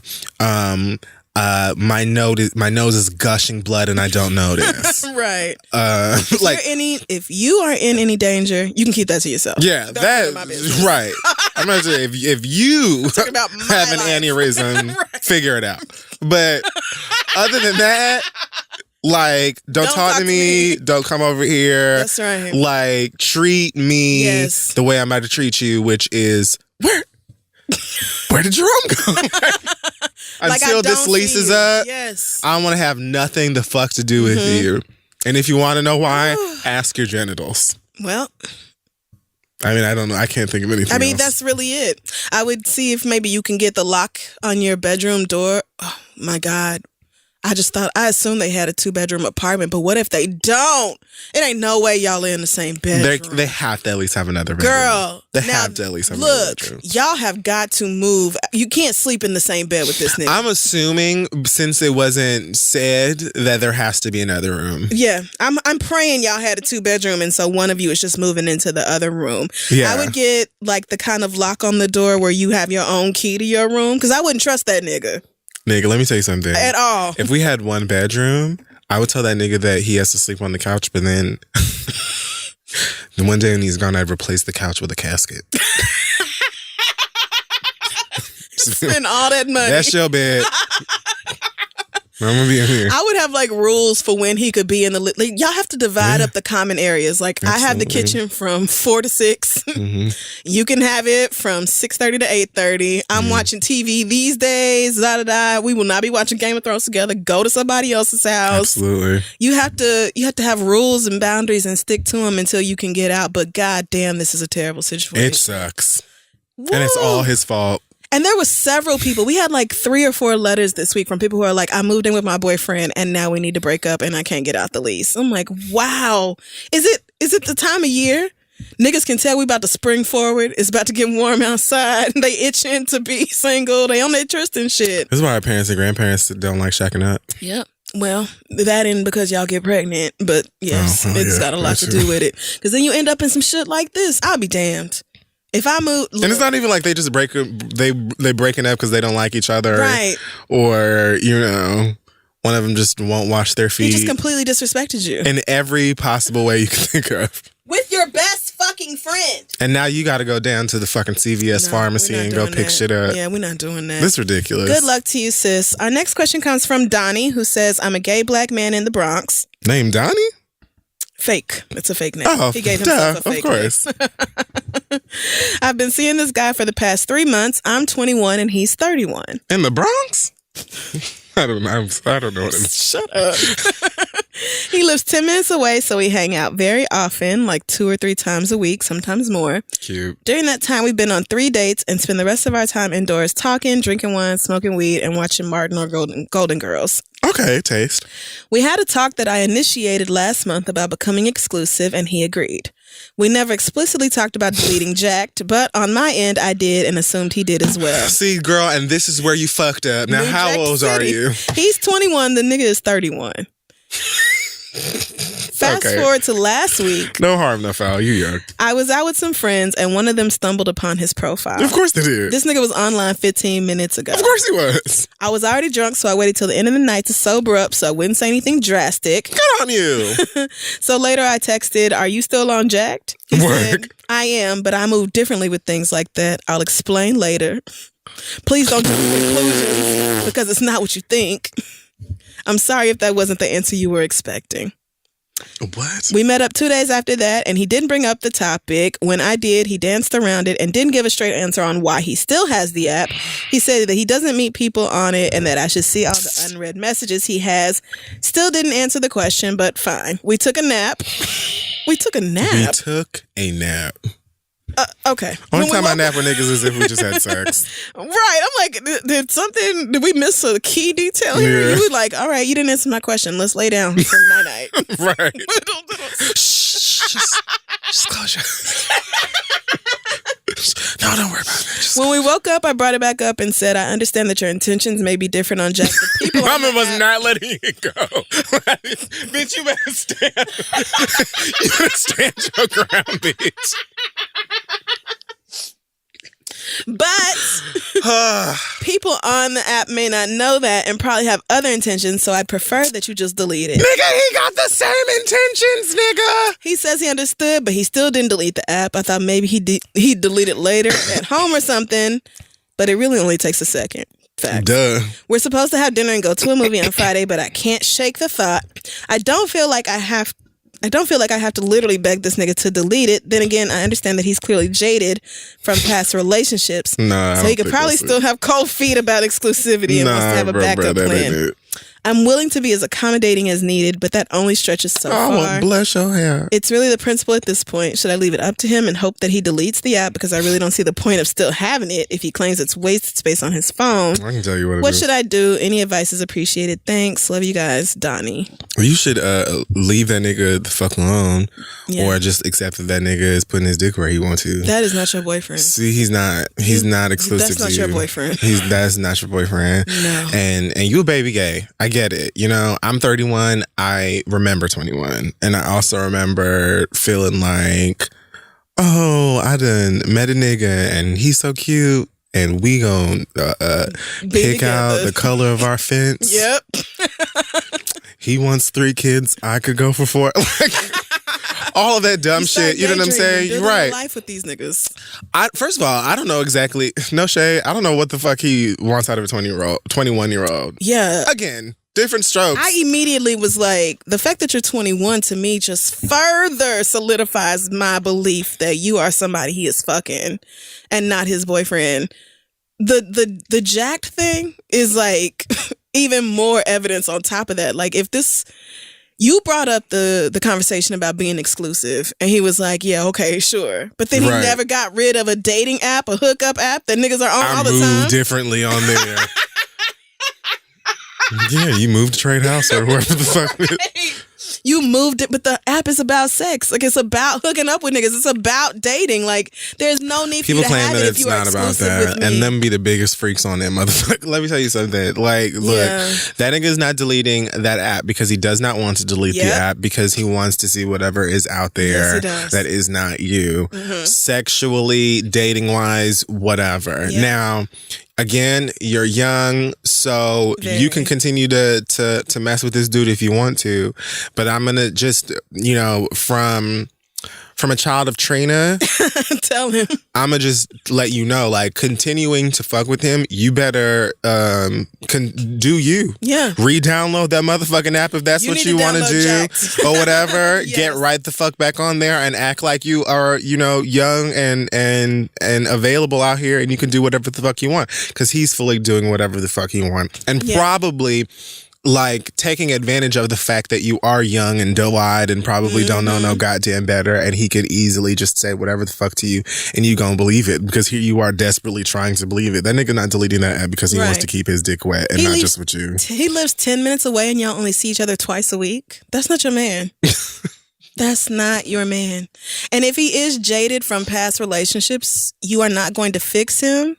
You do not have the capability. I don't know why he said that. And it is not your responsibility. I don't know why he said that. I mean, maybe he is, but I didn't hear anything from this letter that makes me feel like he might be jaded. I mean, he probably, honestly, when y'all first started talking, was like, I mean, I've been hurt a lot of times. I trusted somebody and they this. So, it's just real difficult for me to be close and open up to people. But he probably laid all that game ass groundwork so that you would know when it came to some shit like this that he has issues. But you're not going to fix his issues, and it isn't your job. Like, you just need to find you somebody else to occupy your time. You need to. This is not your man. Get back out there and find somebody else to play with and have a good This is everybody's time man. with. You don't even got to remove him from. You are with Tristan Thompson. You don't even have to remove that nigga from your back pocket. But if you gonna keep him there, you better pimp the fuck out of that shit and stop acting like he's for you, because he's very clearly the fuck not. And he's told you in many ways at this point. So believe his ass before you end up with your feelings for real hurt. Woo. Amen. Because he gonna act like he ain't have no idea. But I didn't know. But why are you acting so? Why are you so mad? But I told you. Nigga, you haven't deleted the fucking I need some dick app. Why haven't you deleted the I'm looking for some dick app? Because he's still looking for dick. Like, the answer be right in front of y'all faces and you just don't want to believe it. But it's right there. It's there. Bless you. You 21 years old. I would have ignored a lot of I did ignore Absolutely a lot of shit at 21. Absolutely. That's why I'm telling you like I'm telling you, so you won't be dumb like I was. A few more years, you're going to look back on this shit and be like, girl. All right. Thank God. Okay. Our last question comes from La Jessica. She says, I'm a 26-year-old stud. I am married to my loving wife, who is also 26. Work. We met in the restaurant industry 7 years ago. Work. I've been a kitchen manager for 5 years. I make $46K annually. Okay. And if you don't know about the industry I'm in, it is very demanding with extremely long hours. I bet. Yes, it is. Yeah. I'm scheduled to work 55 hours a week, but I probably work more like 60 to 65. All I do is work and sleep. I go nowhere. My wife works in retail as a manager. She makes $11 an hour. She works on average 25 to 29 hours a week. Her job is very demanding as well. While I put up trucks of food, she unloads furniture and home decor. So both of them have very physically taxing jobs. My wife and I tried to have a baby using a fertility specialist via IUI. My work insurance doesn't cover infertility, so every time we go to the doctor, we have to pay out of pocket, which is very expensive. And bullshit. Amen. Once we began the process, we found out early on that my wife has PCOS. It is harder for women who have this condition to have children, but it is not impossible. We tried for multiple cycles, but it never happened for us. As a stud, I am fully aware that, yes, I am still a woman with breasts and a vagina. My cycles are always on track and on time, so I told my wife, who really wanted to carry our child, that we will try as long as she wants. But if she's tired of the heartbreak, then I am more than happy to carry the baby. I lost track of the sentence. Yeah, I am more than happy to carry our baby, but I would like to change my career before I do. My wife took that and ran with it.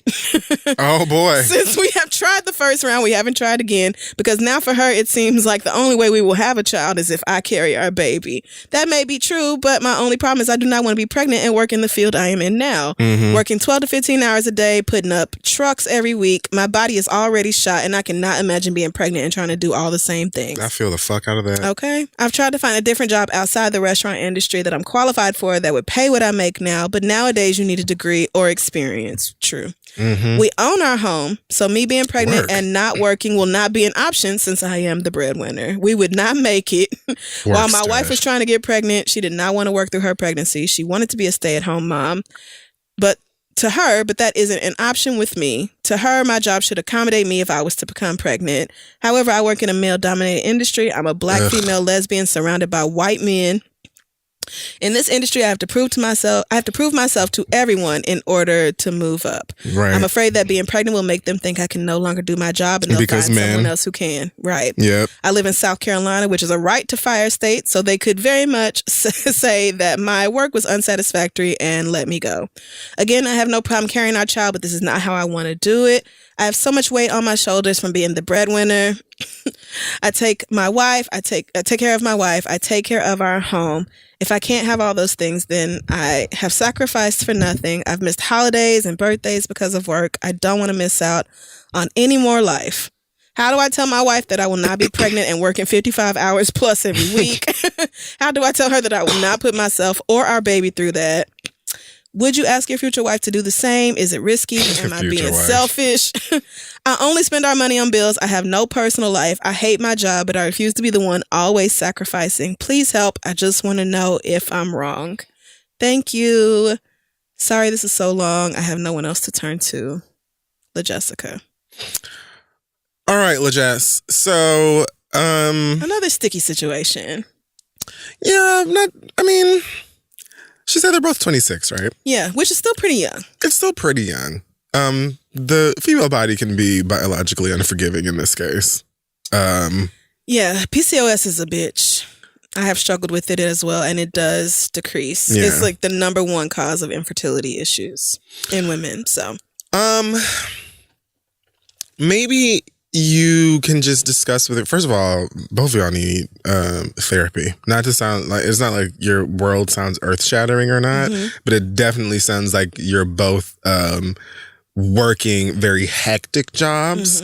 And then on top of that, you want to have a kid and you're already struggling with the difficulty because of her condition. So there you go, two things. And then you black, you're gay. Yep. You work with a bunch of white people. Woo. And even if you were like, all right, I'm gonna get pregnant and work, then you'd have to deal with a whole bunch of people probably asking you a whole bunch of questions about that.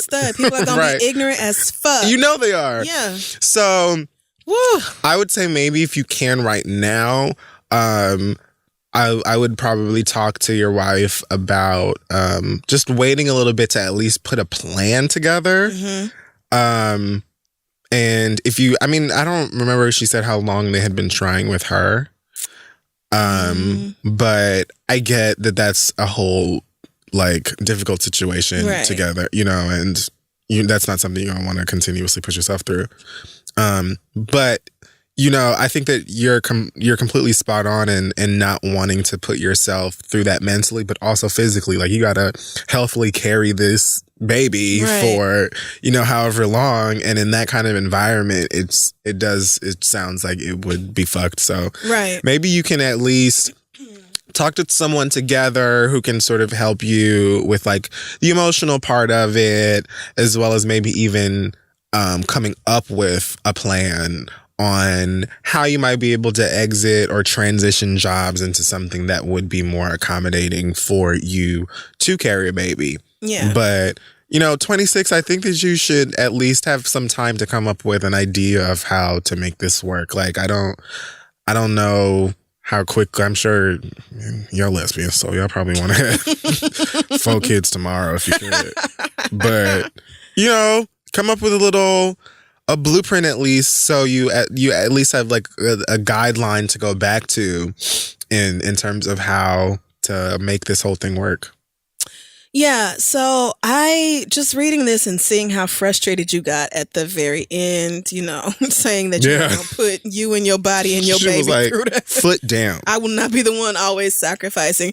And yeah, it was different when your wife was going to be the one to get pregnant because she makes so much less that she could have become a stay-at-home mom. That's what she wanted. And you could have covered the bills. Yeah. Like, y'all can't live off of her salary. So she Right. really has to, I would say, you have to sit her down and be like, look, it can't be both ways. Like, you having fertility issues, that sucks, but it's nothing we can do about PCOS right now. Mm-hmm. Or at least nothing that's not going to cost a whole bunch of money we don't have, because again, this isn't covered by my insurance, and she probably don't have insurance at her hourly job.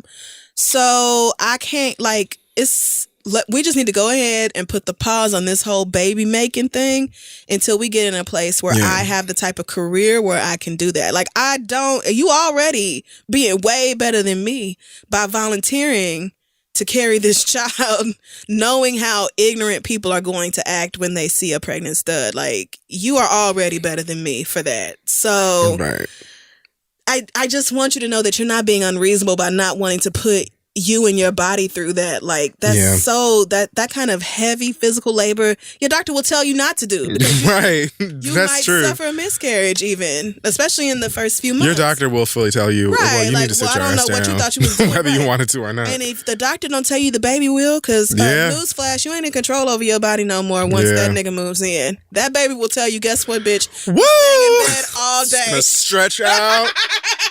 Make you throw up a bit today, honey. We're not going anywhere, sis. We're not doing shit tonight. Me and you are laying down eating Nilla wafers and watching MSNBC all night, bitch. That's why I said get comfy. That's probably another reason I would definitely suggest y'all consider therapy. Yeah, definitely. Because of that. Because even if your wife is like, okay, cool, let's wait a little bit and until things, I don't know her, but trying to put myself in that position, I would probably feel I would just feel fucked up that it's like we're waiting and it's because I'm having the trouble, you know what I'm saying? And like we can't really act on this right now because not only am I physically incapable of carrying this baby right now, or it's harder for me to, because she's not necessarily incapable. She said it's not impossible, right? Mm-hmm. But it will take a lot longer for her to get pregnant, right? If she can get pregnant. Like, I could just imagine that being something that might fuck with the mind a little bit, and you definitely want to at least both be on the same page and at peace with the situation at the moment, because it definitely doesn't mean that you won't be parents. It definitely doesn't mean that you won't have beautiful kids together. It's just a tricky situation at the moment. Right. But I think that, especially since you both have a hectic lifestyle, I think it's important for you to at least have the peace of mind surrounding the situation so that you can accurately plan how to move forward. There's no resentment possibly anywhere. Nobody feels depressed or guilty or anything like that. Just simmer all of that so it's situated and safe. And then you can get a plan together for y'all to start having motherfuckers, drinking milk out your titties and running up your bills and all that stuff y'all want to do. Like, the great thing about being in a same sex relationship is that you can absolutely plan when you do this. Yeah. Straight people just be getting caught up. Look, and let me tell you something. I praise God. That's how I know God loves me, bitch. You can't tell me God don't be looking out all right. Favor ain't fair. I will, if and when I am ready. I'ma choose to. You niggas just be out here, well, I got to deal with this bitch forever. So I peed on a stick and here we fucking Turns go. out you can't just pull out. You can't just pull out. I mean, sometimes niggas don't just pull out, but anything can happen. I would say take advantage of the fact that y'all get to plan this out. Y'all not gonna accidentally get pregnant, so just sit down together as a couple and be like, what changes do we need to make in our lives? 26 is still plenty young as far as fertility is concerned, for you anyway. What do we need to adjust in this household so that next year we can revisit this whole pregnancy conversation? Where do you need to be looking for work? Is there some kind of training you can go through and then you can get a job maybe that makes more money? Like, can she get like whatever she's interested in. Does she like hair? Does she like nails? Like, does she want to do microblading? Like, it's all kinds of stuff. You don't have to go to college. Like, you can learn something and then turn that into a career. Like, whatever y'all need to do in order to kind of even out the income so that you're not carrying so much of the load. Because it's not fair that you don't have no life at all because all you do is work to support the two of y'all. Like, you deserve to breathe and enjoy some things as well. So I would just say, take advantage of the fact that y'all not going, oops, here go a baby, and plan this shit out. Like, yeah. So, yeah. And always therapy. Therapy is recommended to everybody in every situation at all times. Especially if you have melanin, because it should just be free. Just need it. You should just be given it. We should honestly be able to just charge it under our acres and our mule that we also not getting. Whenever you speak to any doctor, honestly, they should just look at you and be like, have you spoken to someone yet? Yeah. That is making sure you're good? It should just be required. Yeah, and they ask you for your insurance. You'd be like, you can bill it to reparations. You could just go right on ahead and send that to the federal government. They owe me. I think that you just cracked it. I'm just saying. There it is. Black people should be able to do that. Yes. So, good luck to you, LaJessica. That's rough, but I know you can get through it. Yeah, y'all It's gonna be to some communication. wiping up shit in like two seconds. And so happy before about you it. And so happy about gleeful. it. So. Oh, the turd today was just so healthy. Lesbians. Y'all so cute. All right. Send your questions to asktheread@gmail.com. We will be right back. Hey y'all, so today's show is also being brought to you by Grasshopper. Knowing how to code is becoming essential in today's job market, but where do you start if you're contemplating a career change, trying to be effective in your current role, or just curious to learn a new skill? Try Grasshopper because the coding app for beginners is built by Google engineers and it's completely free. In fact, it was named one of Fast Company's best new apps of 2018. With fun puzzles that take about 5 minutes to complete, you can turn waiting in line or your commute into learning a new and useful skill. And as a girl who myself tried to play with the coding in the earlier days, and let me say it is very hard, but it is quite a useful skill. And Grasshopper has real-time feedback that guides you through lessons just like a teacher, so it won't be that hard for you. Like me, who tried to teach it to myself with just my 5 fingers and toes. Same. It was so bad. And you can earn points and achievements to keep up your motivation. When you graduate, you'll have the fundamental programming skills you need for a step as a coder. And Grasshopper is constantly expanding their curriculum to keep your skills sharp and relevant out here with things all moving around in all kinds of new places and ways and things like that. So maybe you can be like Nadia from Russian Doll. She did a little bit of coding. Did you watch? We'll talk about that later. I didn't. Go to grasshopper.codes/read to download and start your coding adventure. That's grasshopper.codes/read. Go and get your code on and be new. Real. I think I'm going to do it too. I need to learn. Like, I need that skill. I would love to do it properly. In the future, we all gonna need to know how to build our own apps and shit anyway. True. So you might as well, girl. So go to Grasshopper and let them know we sent you. Now let's move on.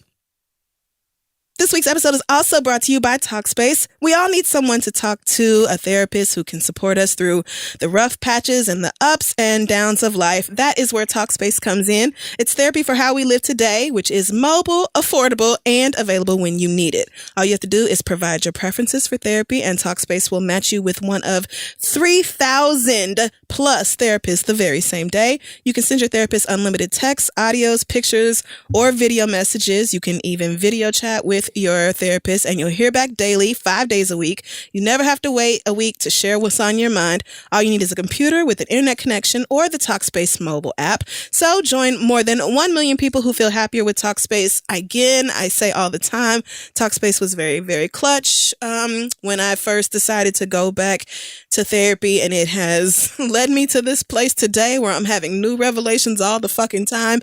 And I'm gonna be real with y'all, it's hard work and it's difficult things. Like, you go back, it's going back to, sometimes hurtful things that happened in childhood or recent things where you like, why can't I seem to get over this? Or why is this weighing so heavily? Stuff you don't even know you've avoided. It's not easy work at all, but it is very much worth it. Talkspace, again, has more than 3,000 licensed therapists who are experienced in addressing the challenges we all face. So to match with your perfect therapist for a fraction of the price of traditional therapy, go to Talkspace.com and use code READ to get $45 off your first month. That's Talkspace.com, code READ. Take care of your mental health, y'all. Let's wrap up the show.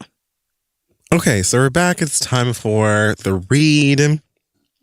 And I'm just going to start us off here because I am going to pass my read. Okay. Pass the read like we used to. So this week, I have a read here from Maxine Shaw. She has some help, wants a little help from us here. She says she's calling herself Maxine because she always has the time, and this week I do too. Oh, shit. So Maxine says, I'm a 20-something-year-old woman and a marketing professional who's just trying to make it in this crazy-ass world. In my profession, I try the best of my ability to be personable, but most importantly, professional. Long story short, my job is quarterly events with our board members, which are strictly for networking purposes. I connected with all of the board members via LinkedIn, personal email, etc. Y'all still use LinkedIn? That's nice. Yeah, I think the professionals are. Yeah, like the I'm big, definitely not. the big corporate girls be on LinkedIn, like for real. All the time. One of the board members contacted me via personal email, and I didn't think anything of it because I just viewed it as someone trying to build a networking relationship. Because, again, that was the purpose of the whole shit in the first place. Yeah. In true fuckboy form, this old-ass white man found it in himself to ask me if I wanted to have a, quote, sexual relationship or if I just wanted to keep it, quote, professional. So 3 screaming emojis here, followed by, motherfucker, what posed you to even fix your mouth to even think that you even had the right to ask me that question? 3 more screaming emojis. Your bitch ass must be stuck on stupid if you think I'm about to be your Suge Avery. 3 more screaming emojis. This is the reasons why rape culture is so alive and well and never really went away because of motherfuckers like you. Best believe I already have a meeting set with HR in the morning. Get the entire fuck out of here. Please help me read his ass to filth. Love y'all. Maxine. My God. It's really... Even in a Weinstein world, the nerve, like men are like, gall. Like you really, and in an email, she could literally just be like, here, HR. Paper trail. Right there. They don't care. Work or anywhere else. Niggas will do this. I don't care if Maxine was walking around winking at everybody, just being friendly, and you took it the wrong way or whatever. I couldn't, not even that I think that. I'm sure she was walking around being completely professional. You know what I'm saying? But like, you have to be a real fucking raging, like conceited, oblivious dumbass to not only approach someone in that way, but to even assume that that's something that's on the table. You're like an employee. Right. How fucking ridiculous is a board member to be like, hey girl, so you trying to fuck or not? Yeah. Like, sweetheart, I read this email and all I heard in the back of my mind after I finished was da-dum, da-dum, da-dum, da-dum, da-dum, da-dum, da-dum, da-dum, da-dum, da-dum, da-dum, da-dum, da-dum. Like, I girl, mean, get your fucking ducats. I guess you just got a raise, huh, sis? I guess you did. What a dumbass. Just straight through email. He deserves. That's the thing. He deserves to lose shit behind this. The fact that men just know, like, they have gotten away with it for so long, like I was saying earlier, that they can act like this. And he was just dumb enough to put it in writing. Like, sir. I cannot understand take his fucking money. The gall to come across to somebody. If this was somebody, even if, let's say this was like a group project in a college class or something like that, and that would still be foul, and like, you know, there's just a certain way that people need to learn, men especially, need to learn to conduct themselves, especially when it comes to women. Right. But it's not only like foul and doggish, but it's just stupid. Like, bruh. Right. What are you doing? This is work. You're on the board, right? So it don't take no smarts to get up there. How did you get there? You better find the closest thing that you have to an Olivia Pope coat. Wrap that fucking hair, sis, and walk into that shit with your bag on your fucking right here in the elbow crease. Yes. Sit down and say, these are my demands. Like, right. I want all of the things because here it is, right here in black and white. That's right. The evidence that this motherfucker disrespected me, like I came in here to be somebody's goddamn concubine. Like I didn't come here to get shit done. I came here to work. This is a job. I'm being a professional. I'm taking it seriously. And I'm good at what I do. And I actually walked around at this networking event and networked with your your dumb ass, white old asses trying to show fervor and dedication to my craft. And you must have just took it as, oh, well, I guess she wants to give me some pussy. No, sir. I do want to take your money, though. I will, however, be taking your money. So, Maxine, we stand with you here on Today, as well as with HR. Let us know how this works out. Send us to Ask the Read an update on how all of this goes and stuff like that, because that white man had to be out of his full ass mind. I don't even give a fuck if he's white, black, brown, blue, gray, whatever. Like that's just stupid. It's just stupid. Yes, it is. And completely common and normal at the same time. It's stupid, but also utterly unsurprising. I wish I could say that any part of that story blew my mind, but it is so common. So, get your fucking money. That's all I can say. Like, I'm sorry. He was sexual relationship? He was so dumb. Or just when you do want to just keep it professional? What the fuck do you think this is? It's my profession, bitch. Nigga, you didn't meet me in the club. Like, what are you talking about? Ugh. Nigga, this ain't G5. We ain't at KOD. I can't. Ugh, gross. So yeah, that's the past the read for me this week. Beautiful. Maxine. Lovely. I actually was going to talk about the Michael Jackson thing during my read, but then we talked about it during that insanely long Hot Tops. Yeah. So I will just remind everybody, Donald Trump is still fucking up every single day.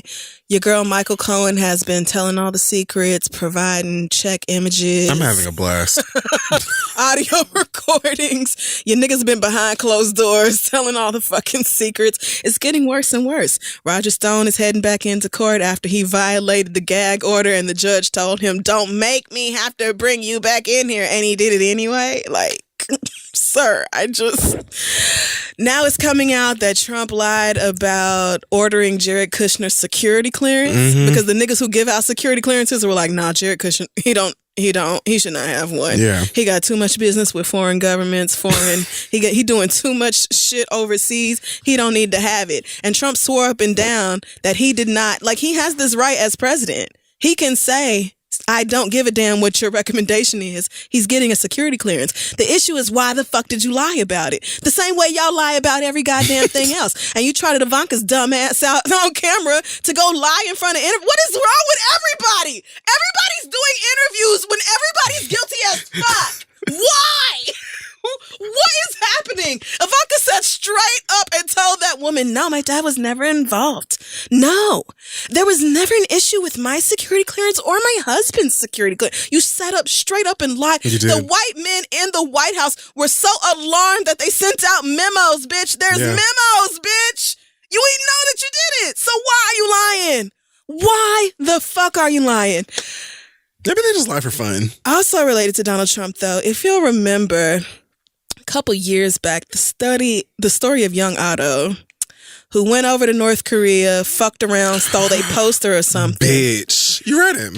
I did. I cussed Otto out, and I do not regret it. Otto's parents are Trump supporters, so truly still don't care. No one feels bad. When North Korea shipped him back over here, he died just a couple days later because he had been so heavily tortured or whatever else happened to him while he was over yonder.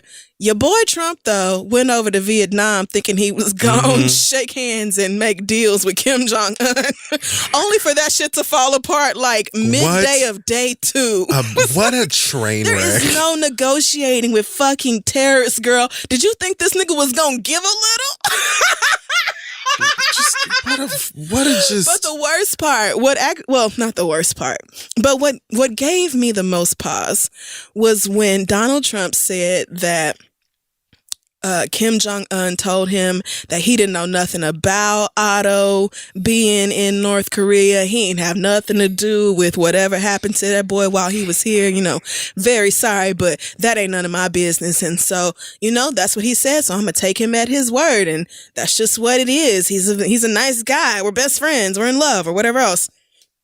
So naturally, Meghan McCain almost had a heart attack. Stupid. Can't stand Otto's parents put out a statement saying, "We've been silent long enough. it. Girl. This is disrespectful to our son's legacy and blah, blah, blah. And we will never rest until we have the truth and all this other shit." And I thought, and really, in the grand scheme of the things Donald Trump says and does, I mean, the nigga just went on stage and rambled for like 2 hours in front of this big ass conservative audience and just said all manners of ridiculous shit. He came out on stage and hugged the American flag on the flagpole. He's like hugging it like it's Big Bird. Like he's like smiling with his eyes closed. It's utterly ridiculous. He's but insane. this flew under the radar this week because there's always so fucking much in the news these days, especially as it pertains to Donald Trump. But as usual, no one in the Republican Party is speaking up and being vocal about how fucked up this is. And I'm only worried because Otto Warmbier was a young, white, presumably heterosexual, cisgendered, wealthy or upper middle class, well-to-do white man. Yeah. From a Republican family, lifelong Republican family. And if Donald Trump can be like, "Oh, all right, well, I don't know what happened to your white boy, but oh well," to his own supporters, and the GOP don't say nothing about that, you can guarantee who they really don't care about is the rest of us. Like, white people should even be alarmed at this point. Do you understand y'all are not even safe? Your boy went over to North Korea and died behind some bullshit. I've always maintained he didn't deserve to die, but also that he shouldn't have went over there disrespecting them people's things, knowing how the fuck they act. True, all true. All of that is true. So if Donald Trump can be like, "Oh well, Kim Jong-un didn't have nothing to do with it," like, sir, you really want us to believe that this man didn't know? The whole globe knew that white boy was over there, that he got pulled off the plane Pretty much before he could go back to. We all know it. Yeah. So you really just gonna be like, "That's what he told me, so I believe it." The same shit he said about Vladimir Putin. Putin said he didn't meddle with the election. What do you want from me? He told me no. I believe him. We want you to believe your U.S. intelligence agencies who are saying Russia fucking interfered with the election. Why do you believe this bitch over your own intelligence? Grape tomato looking ass. I hate Donald Trump. Bitch. I feel like I am tuned into the news all day, every day, so I can just continue to feed my hatred. I live for it. I have my favorite commentators on MSNBC. When they take a day off, I'll be like, "Who do you think you are, not coming into work and giving me my fucking tea every day, girl?" I sit up and watch Ari Melber every night. I do. I am constantly tuned in to what is going on because I just have to be aware the very fucking nanosecond that this nigga goes down. I have to hold on to hope that it will happen. I have to. Because if you don't have hope that eventually this shit will end, like eventually it will be so bad that white people will have to like and end and not end like all of our deaths. Oh, I don't know. I just have to, because now you about to get on North Korea's nerves again. They can be like, remember a couple years ago when everybody was scared because we had missiles that could make it to California? Still got them. Well, guess what, bitch? And now they can make it to Chicago. So keep playing with us. I have to hold on to the faith that we're gonna get this man the fuck out of here. So, as always, a big fuck you to Donald Trump. Size of a mustard seed. Also, y'all, it's winter outside, and so like. Especially in New York City, it's very fucking cold, and then the wind makes it even worse. So kindly move your ass out the way. Like people who stop in the middle of the sidewalk or walk up the steps out of the subway and then just stand there at the top of the steps are already annoying. You're annoying when the weather's perfect. But when I'm freezing fucking cold and the wind is slapping me in the face like a big frozen dick, all I want to do is get to my house. I need you to keep fucking moving or move over to the fucking side. Are you visiting from Greenland? I don't understand, bitch. It's cold. You're not cold. Are you a tourist from the North Pole, bitch? Sit here like ain't Why nobody. are you chilling? I want to get inside. It's 4,000 people coming up this stairwell, and you just standing there like ain't shit going on. Like it's 1 a.m. and ain't nobody on the fucking train. Move, bitch. I walk like I drive. It's too cold for that. I have a place to go. I'm not really trying to just sightsee. Move. Like, move. Especially in this shit weather. I don't want to be outside no damn way because the wind chill is like 8 fucking degrees. And that's the high of the day. So if you could just move. And I just moved. Ooh, and you over there by the water. Oh no, I'm sorry. They're gonna cut your ass up. The wind is I'd going be like, to beat if your you ass. bitches. The wind is going to beat your ass. I took Link out for a walk like the day after I had moved in, like late at night, and that bitch looked up at me like, "What is this? Like, this is not normal." Did we move to another country? What the fuck? She had her little coat on and everything, and that bitch was like, "I don't like this." Get me out of She here. was like, no, girl. So I agree. Yeah, just get the fuck out the way, man. I don't know if that's a New York specific thing, I guess, because we walk every damn where, but It's definitely not. It gets on my nerves so much more when the temperatures are like unbearable. It's fucking cold. It's anything with like metropolitan areas, especially with a lot of tourist actions and stuff like that. You can say the same shit about South Beach. You can say the same shit about parts of Atlanta, LA, anywhere that has a big city or a big part of its city where lots of tourists, because motherfuckers will just not even recognize that they're just in the way. Or I hate when niggas be like in a little group of like 4 or 5 people deep and y'all want to walk down the sidewalk side by side. If you niggas don't group up, double up, and get the fuck out the way, and y'all want to be at a snail's pace, you bet you move. One of y'all need to lead the other 2 pace. Yes. Period. This is not efficient. And then they never power walking in one Ever. line. They strolling Just they sweet ass time. looking at the taking stars. Up half the fucking sidewalk. Look, don't get pushed. Please. I said, excuse me. If I have to say it twice, I'm going to just start pushing niggas. Twice is my limit. Look, I don't have the patience. It's too cold. Woo. All right. That wraps up this week's episode of The Read. Check us out at thisistheread.com, on social media at thisistheread. Do we have any news this week? I don't think so. You should talk about your Beyonce book. This is not my book. This book is You're Veronica in the book. Chambers. Okay, it's called Queen Bee. Lovey's in it. Lena Waithe, Throat, Michael Eric Dyson. Lena Waithe, nigga, she Melissa is so Harris fine. Perry. Oh my God, them pictures that just came out. That was in Nylon magazine. The cover. Oh yeah. God damn. Ooh, She's that a don't make married no woman. sense. I know. I would never, but I'm just saying, ain't no harm in What else is looking. in here? That's true too. So, lots of people. I don't judge me too much. I absolutely forgot whatever it is that I wrote. You and the rest of the fames are all in there. But you should check it out. It's pretty much just standing in book form. So I definitely need to get it. you can get it. It's on Amazon and places where books are and stuff like that. And it was just brought to my attention again, like I said, like last week. So You have to tell you gonna send a copy to your mama. Like, I'm in a book. I'm going to Miami this weekend, so I'll probably just give it to her. Oh, that'll be fun. Yeah, so she can see how Congratulations getting out of this shit for a ridiculous. few days. Amen. It's my I'm grandma's jealous. I think my grandma's turning 70. Oh, amen. So we're going to go get drunk or whatever, and then I'll be back top Yes. of next week. But yeah, Queen Bee, go buy the book and support it. All right. So do we have anything? I don't think I have any announcements. Thank you again, Columbia, for the Solange invite. I had a ball. Yes, thanks for the invite as well, though I couldn't make it. So I still appreciate being thought of because, I mean, we both stand Solange. Right. So I think that's it. Yeah, I think that is it as well. I don't have an acronym for this week, but I will just say clean your hind parts and throw some salt over your shoulder. Look out behind you. Because you never know. Be good to yourself, and we'll see you next week. Bye, y'all.